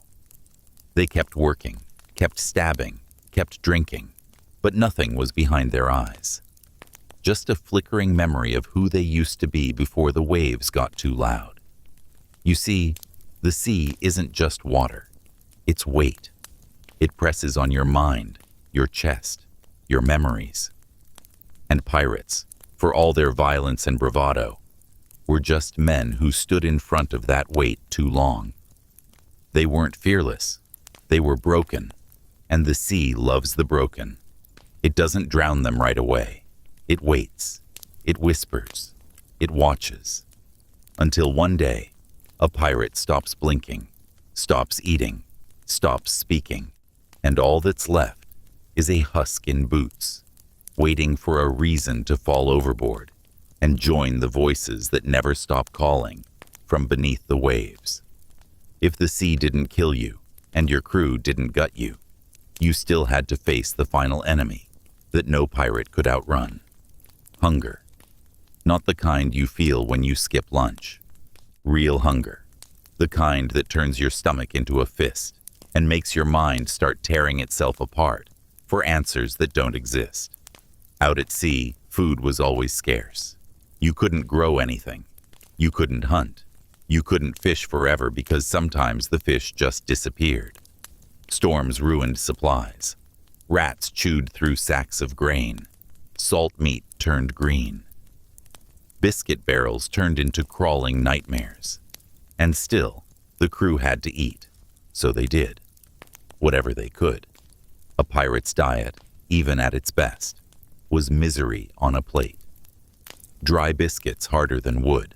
Salted meat tougher than rope and often just as edible. No fruit, no vegetables, nothing fresh. Just salt and mold and crunching sounds that made you wonder if you were biting through weevils or just your own molars. And then came the lean weeks, the weeks when even the rats looked thinner.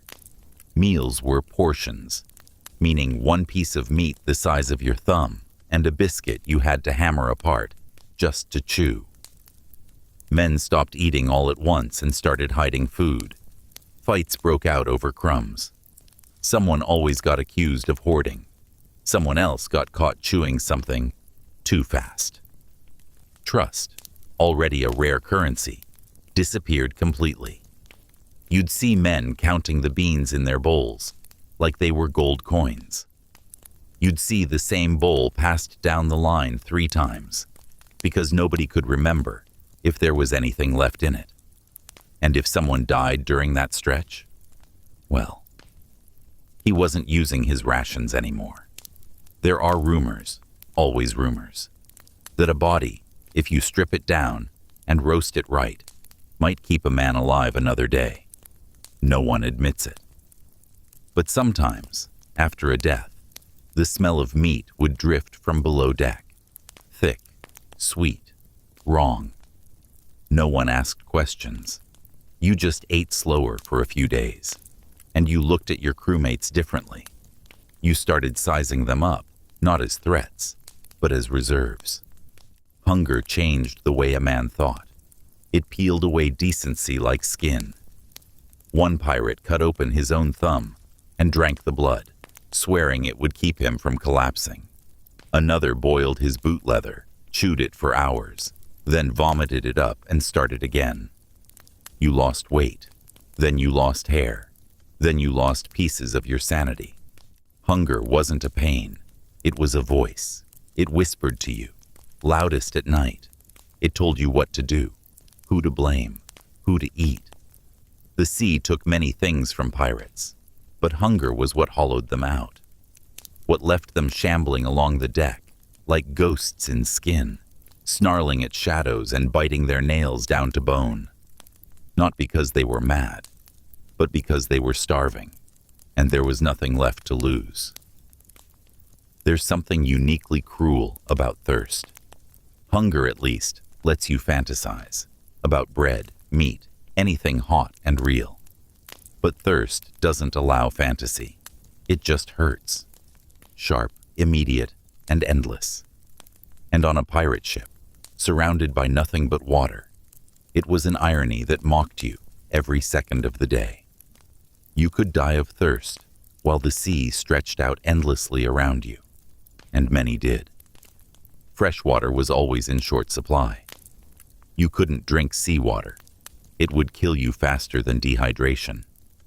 So everything depended on what you brought with you. Barrels filled at port, or rainwater caught in canvas traps and dirty pans. And once it was gone, that was it. You rationed what you had, maybe a half cup a day if the stores were low. Sometimes less. If you were lucky, the rain came. Most of the time, it didn't. Then the barrels started scraping empty. Then the panic set in. First came the dry throats, lips cracked, tongues swelled, urine turned dark and thick. Men started whispering about hoarding. Then someone accused someone else of taking more than his share. Maybe he was right, maybe not. Either way, knives came out. You'd see crewmates fighting over drops. One man wrung out a shirt someone had washed and drank the runoff. Another licked condensation off the inside of a cannon. The surgeon tried collecting blood from the dead. "Liquid's liquid," he muttered. Nobody stopped him. Nobody dared. One time, someone killed the cat and drank what little moisture they could boil from its bones. Nobody buried the remains. There was no energy left for pity or shame. And grog? That didn't help. Alcohol only made you thirstier, and soon the crew was staggering around the deck, sunblind and swaying, mouths open like dying fish. You'd find a man lying with his lips pressed to a seam in the deck, praying for a leak. Another held a piss bucket like it was sacred, weighing options too grim to speak aloud. Eventually, someone died. Always. Maybe from heat stroke, maybe from madness. Maybe he threw himself overboard, trying to reach a hallucinated rain cloud. The rest watched, waited, wondered if his body held any moisture worth collecting. That's what thirst did. It reduced you to a husk, an animal. No thoughts but the ache in your throat and the rage in your belly that you couldn't even spit out. Sometimes, the sky would darken and you'd think rain was coming. But the clouds would pass, the wind would shift, and the crew would go silent, because false hope hurt more than truth. And when the rain did come, you didn't rejoice. You clawed at it, cupped your hands, dropped to your knees and let it soak your face, tongue, clothes, anything. Some men drowned, trying to swallow too fast. Some cried. Some just opened their mouths and stared into the gray sky like it was God, and they'd been forgiven. But they hadn't. Because as soon as the barrels filled, the rationing began again. And everyone knew. It was only a matter of time before they were dry once more. The sea was never quiet. Even on the calmest days, it creaked and sighed and hissed beneath the hull, like something alive and half asleep. Pirates learned to live with that noise, just as they learned to live with hunger, thirst, and the ever-present threat of death. But every now and then, the sea didn't whisper, it screamed. Storms were the sea's way of reminding pirates that they were never in control, that for all their violence and swagger, they were ants on driftwood. And when the sky cracked open and the wind turned savage, even the most hardened killer on the crew curled into himself and muttered prayers to gods he didn't believe in. Storms came fast. You'd see the horizon darken, the clouds folding in like fists, the waves beginning to pitch with a rhythm that wasn't yours. The sails snapped loud as gunfire. The ropes strained. The ship groaned, and then it hit. Rain like nails, wind like a whip, waves as tall as buildings crashing over the deck, flooding everything in seconds. You couldn't see, you couldn't stand. You crawled, you screamed, and if you didn't hold on to something, you were gone, just yanked into the churning black and swallowed forever. Some men slipped, others were thrown. A broken mast might crush 3 in an instant. A rogue wave might tear open the hull. There were no safe places. Below deck, the water poured in. Above deck, the sky fell. Lightning struck so close, it lit men up from the inside, flashing their skeletons beneath their skin. And thunder didn't just shake your ears, it rattled your bones. Every pirate had a story about a man who didn't survive the storm, not because he was unlucky, but because he snapped. He'd scream, tear off his clothes, and leap into the sea like it was calling his name. Madness took hold during storms. It wasn't superstition. It was survival instinct, warped by fear. Some men tried to pray. Others tried to fight the wind, as if they could punch their way through the gale. And when the storm finally passed, if it passed, the silence afterward was worse. The dead floated alongside wreckage. The sails hung like wet rags. The deck was red with blood and black with seawater. And the survivors just stared, numb, hollow, breathing like it hurt. Because it did. You didn't just survive a storm. You paid for it. In bodies, in rations, in sanity. The ship never sailed the same afterward. Neither did you. The sea had tested you, and you'd barely passed, and it would test you again, always. Because storms weren't accidents. They were reminders that the sea didn't care about your plans. It didn't care about your loot or your legacy. It existed to break you, and if you were lucky, it let you crawl away in pieces. You'd think that after all the bloodshed, starvation, betrayal, storms, and sickness, a pirate might at least find some comfort in the idea of freedom. That was the whole point, right? Escape the rules, break the chains, live by your own law. But ask any man who lived long enough under the black flag, and he'd tell you the truth. There was no freedom at sea, only a different kind of prison. You traded a master for the ocean, and the ocean had no mercy. Every day was survival. You weren't choosing your destiny. You were just reacting to the next disaster. There were no vacations, no peace, no stillness. Even when nothing happened, it wasn't rest. It was waiting for the next knife to fall. You couldn't go home, even if you wanted to. Most pirates had no home. They'd burned that bridge the moment they took up arms against a flag. Families disowned them. Nations hunted them. Ports rejected them. You were an orphan of the sea, always moving, always hiding. And even in hiding, you weren't free. You had to look over your shoulder every time you entered a tavern. Had to use false names, fake accents. Had to lie to strangers, to friends, even to yourself. You became someone else, because the person you were before couldn't survive this life. And the person you became, he couldn't leave. You'd built your identity on fear and violence, and now it was all you knew. The freedom you thought you'd claimed had become a sentence, one you carried like iron around your neck. There were moments, brief ones, when it felt real.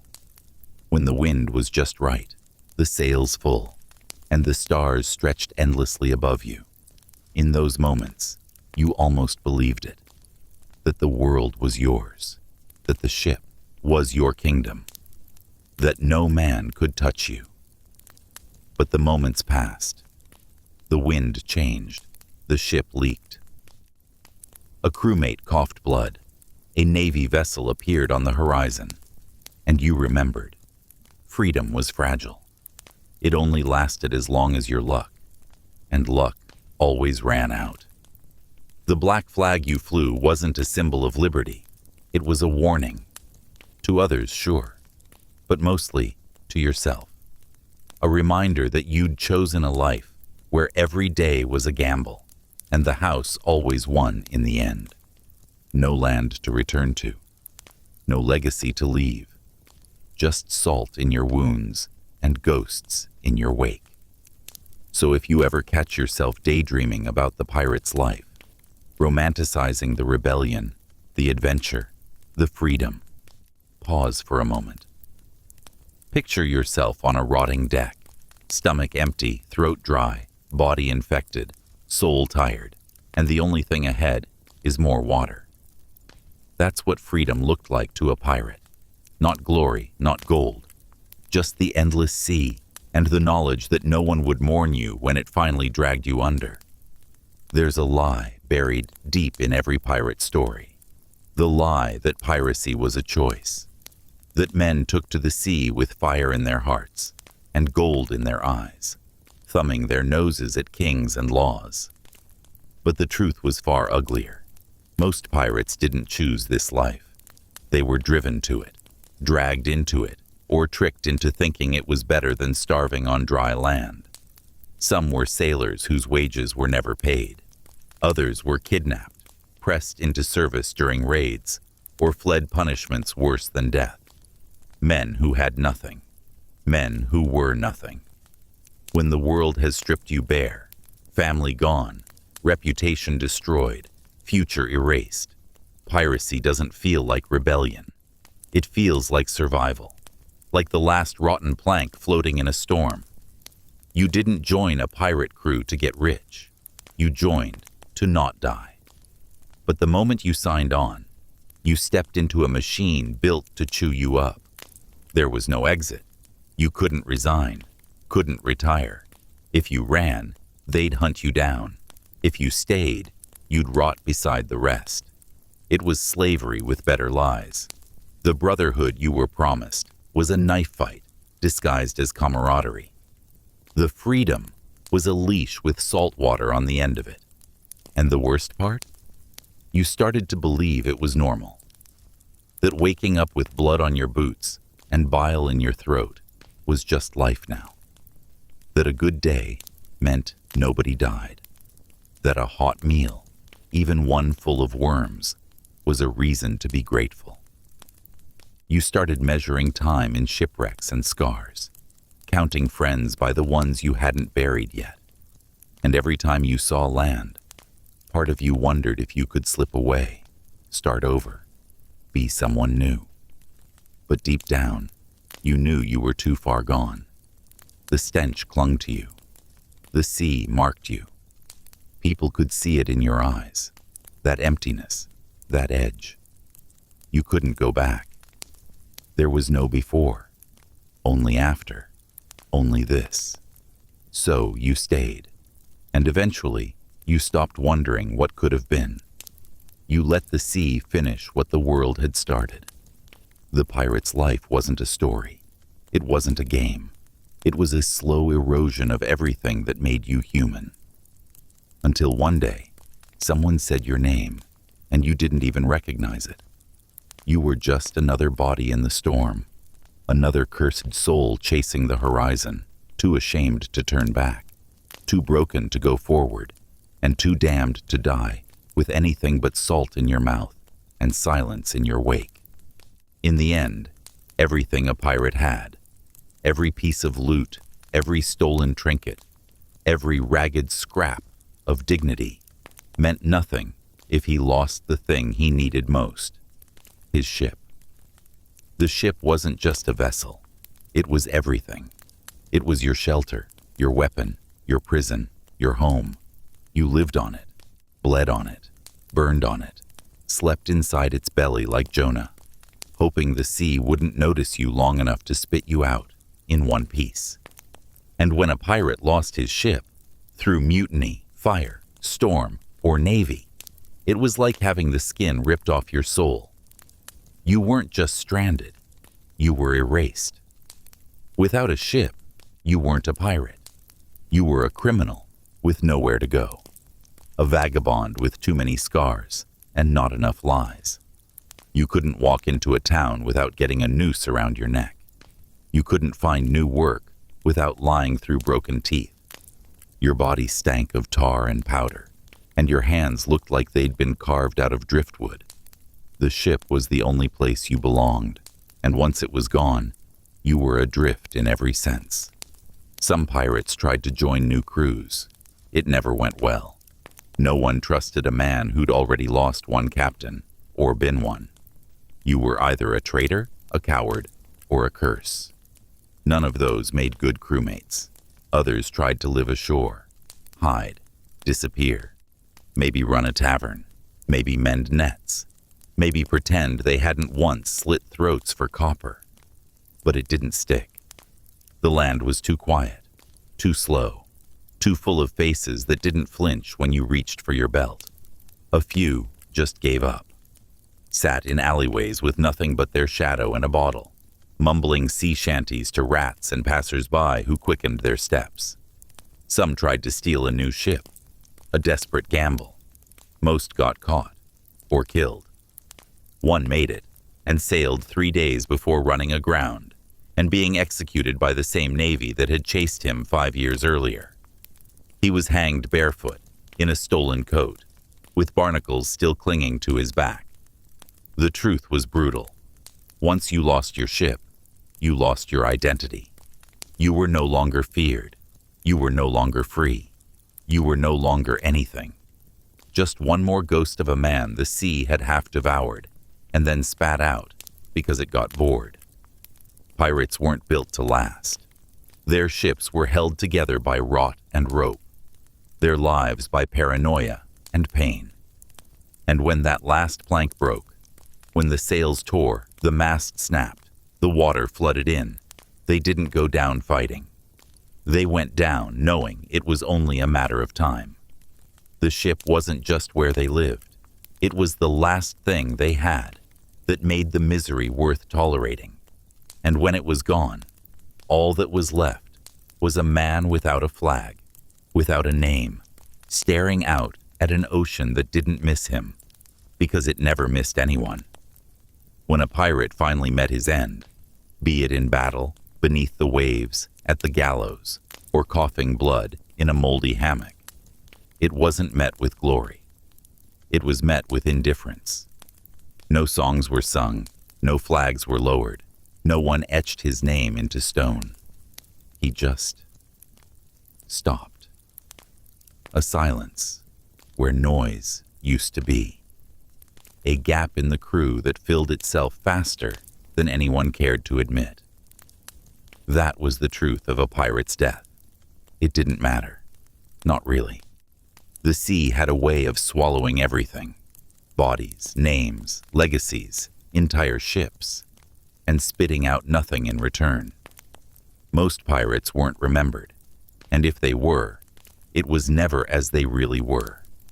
Their names were changed, their deeds twisted, the agony, the cold, the hunger, the madness, all scrubbed clean by storytellers who needed heroes or villains, not men. And so the myth replaced the man. The drunk who died choking on his own bile became a fearless rogue. The coward who begged for mercy became a rebel king. The butcher who slit throats in the night became a misunderstood legend with a gold tooth and a clever wink. The world needed pirates to be exciting, dangerous, romantic. It needed someone to blame for its sins and someone to celebrate for its fantasies. Pirates were made into monsters when it was convenient, and into icons when it was profitable. But the real pirates? They were forgotten. Their graves were the sea. Their tombstones were driftwood. Their memories, if they lived at all, were kept by broken men in broken towns who sometimes whispered the truth when the bottle got low enough. He was my friend. He died for nothing. We killed for a barrel of beans. It wasn't worth it. But those voices didn't last. They were drowned by the cannon fire of fiction, and eventually, even the liars forgot they were lying. Pirate stories became polished. They had morals. They had endings. The truth, as always, had neither. Just men who tried to carve something out of a world that gave them nothing.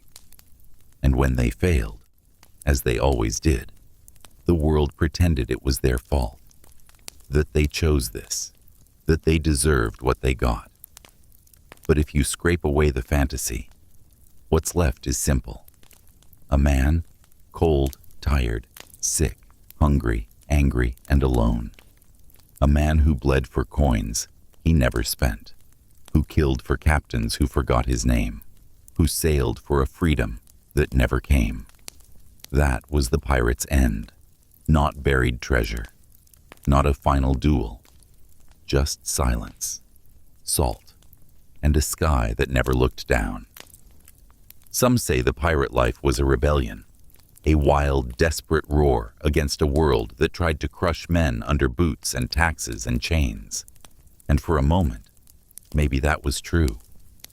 For a brief window in history, a few ragged ships did sail under flags that meant something, flags that said, "We are not yours. We are not your soldiers, not your slaves, not your peasants. We take what we need. We bow to no king." But ideals die quickly at sea. Salt eats everything: wood, flesh, steel, and dreams. Especially dreams. What started as resistance became routine. The crew didn't fight because they believed in freedom. They fought because they were hungry, because there was nothing else. A pirate ship wasn't a utopia. It was a furnace. You either burned hot and fast, or you withered and were replaced. Every ideal, every code, every whispered promise of fairness and brotherhood eventually cracked under the pressure of salt, blood, and desperation. There were no revolutions at sea, just cycles. Power turned to cruelty. Leaders turned to tyrants. The same men who cursed the crowns they fled became petty kings in their own right, ruling with fists, threats, and superstition. And the crew? They obeyed. Or they died. Some still believed. The young ones, the idealists. They talked about justice and fairness while scrubbing decks and coughing blood. They thought they could make it different this time. They thought their ship would be the one to prove the world wrong. They were the first to be betrayed, the first to be used, the first to be broken. By the end, even they stopped talking. You see, piracy wasn't about making the world better. It was about surviving the world as it was. A world that left no place for the poor, the wounded, the forgotten. A world where the sea was the only thing big enough to vanish into, and once you were in it, the only rule was to stay afloat, whatever it took. So yes, for a moment, piracy looked like rebellion, like fire against the empire. But the flame didn't last. It couldn't. The ocean doesn't care about flags. It doesn't care about your cause or your pain. It just wants what it always wants: to take you, piece by piece, until there's nothing left but driftwood and myths. And when people tell pirate stories now, they talk about the flame. They forget what came after: the choking smoke, the ash, the silence. But if you were there, if you lived it, if you bled under that black flag, you remembered. You remembered that rebellion, no matter how righteous, still leaves corpses behind, and most of the time, no one bothers to bury them. In the end, the pirate's greatest enemy wasn't the navy or the storm or the gallows. It wasn't hunger, thirst, mutiny, madness, or even death. It was time. Because time didn't just kill pirates. It erased them. It scrubbed away their faces, their voices, their truths. It turned them from men into myths, from pain into punchlines, from human into costume. Time told a prettier story, one with gold and glory, one with parrots and treasure maps and clever smiles. It turned a life of violence and disease into an adventure for children. It made people forget what it really meant, to wake up each day unsure if you'd still have your fingers, your crewmates, or your life by nightfall. Time turned the stench of the bilge into the perfume of nostalgia, and when it was done, all that was left were lies. Because no one wanted the truth. No one wanted to hear that most pirates were broken men with broken pasts who lived in filth and died in fear. That the freedom they chased was just a longer leash tied to a leaky coffin. That they weren't heroes or villains, but something far sadder. Survivors of a world that gave them nothing but punishment and called it order. Time painted over all of it. It made their flags romantic, their knives exciting, their cruelty forgivable. It took away the screams and replaced them with songs. It took away the blood and replaced it with gold. And that's how they disappeared. Not with a bang, not with a sword in hand, but with a shrug. Forgotten by the world they tried to fight, reduced to a plastic skull in a gift shop. But if you peel back the fantasy, if you sit with the truth long enough, you'll see the bones underneath. You'll hear the cough of a dying man in a hammock. You'll feel the hunger in your gut that doesn't go away. You'll see the rat in your bowl and the knife under your pillow. And you'll understand. This wasn't a life anyone would choose. It was a sentence. One served under an endless sky, with no forgiveness and no escape. So the next time you see a pirate on screen, grinning with gold teeth and a feathered hat, remember the man he's standing on. The real one. The one who never came back from the sea. The one who died unnamed, unloved, and unburied. The one who was never free. That's who the pirate really was. Not a rebel, not a legend, just another man who learned too late that the sea doesn't save you. It swallows you.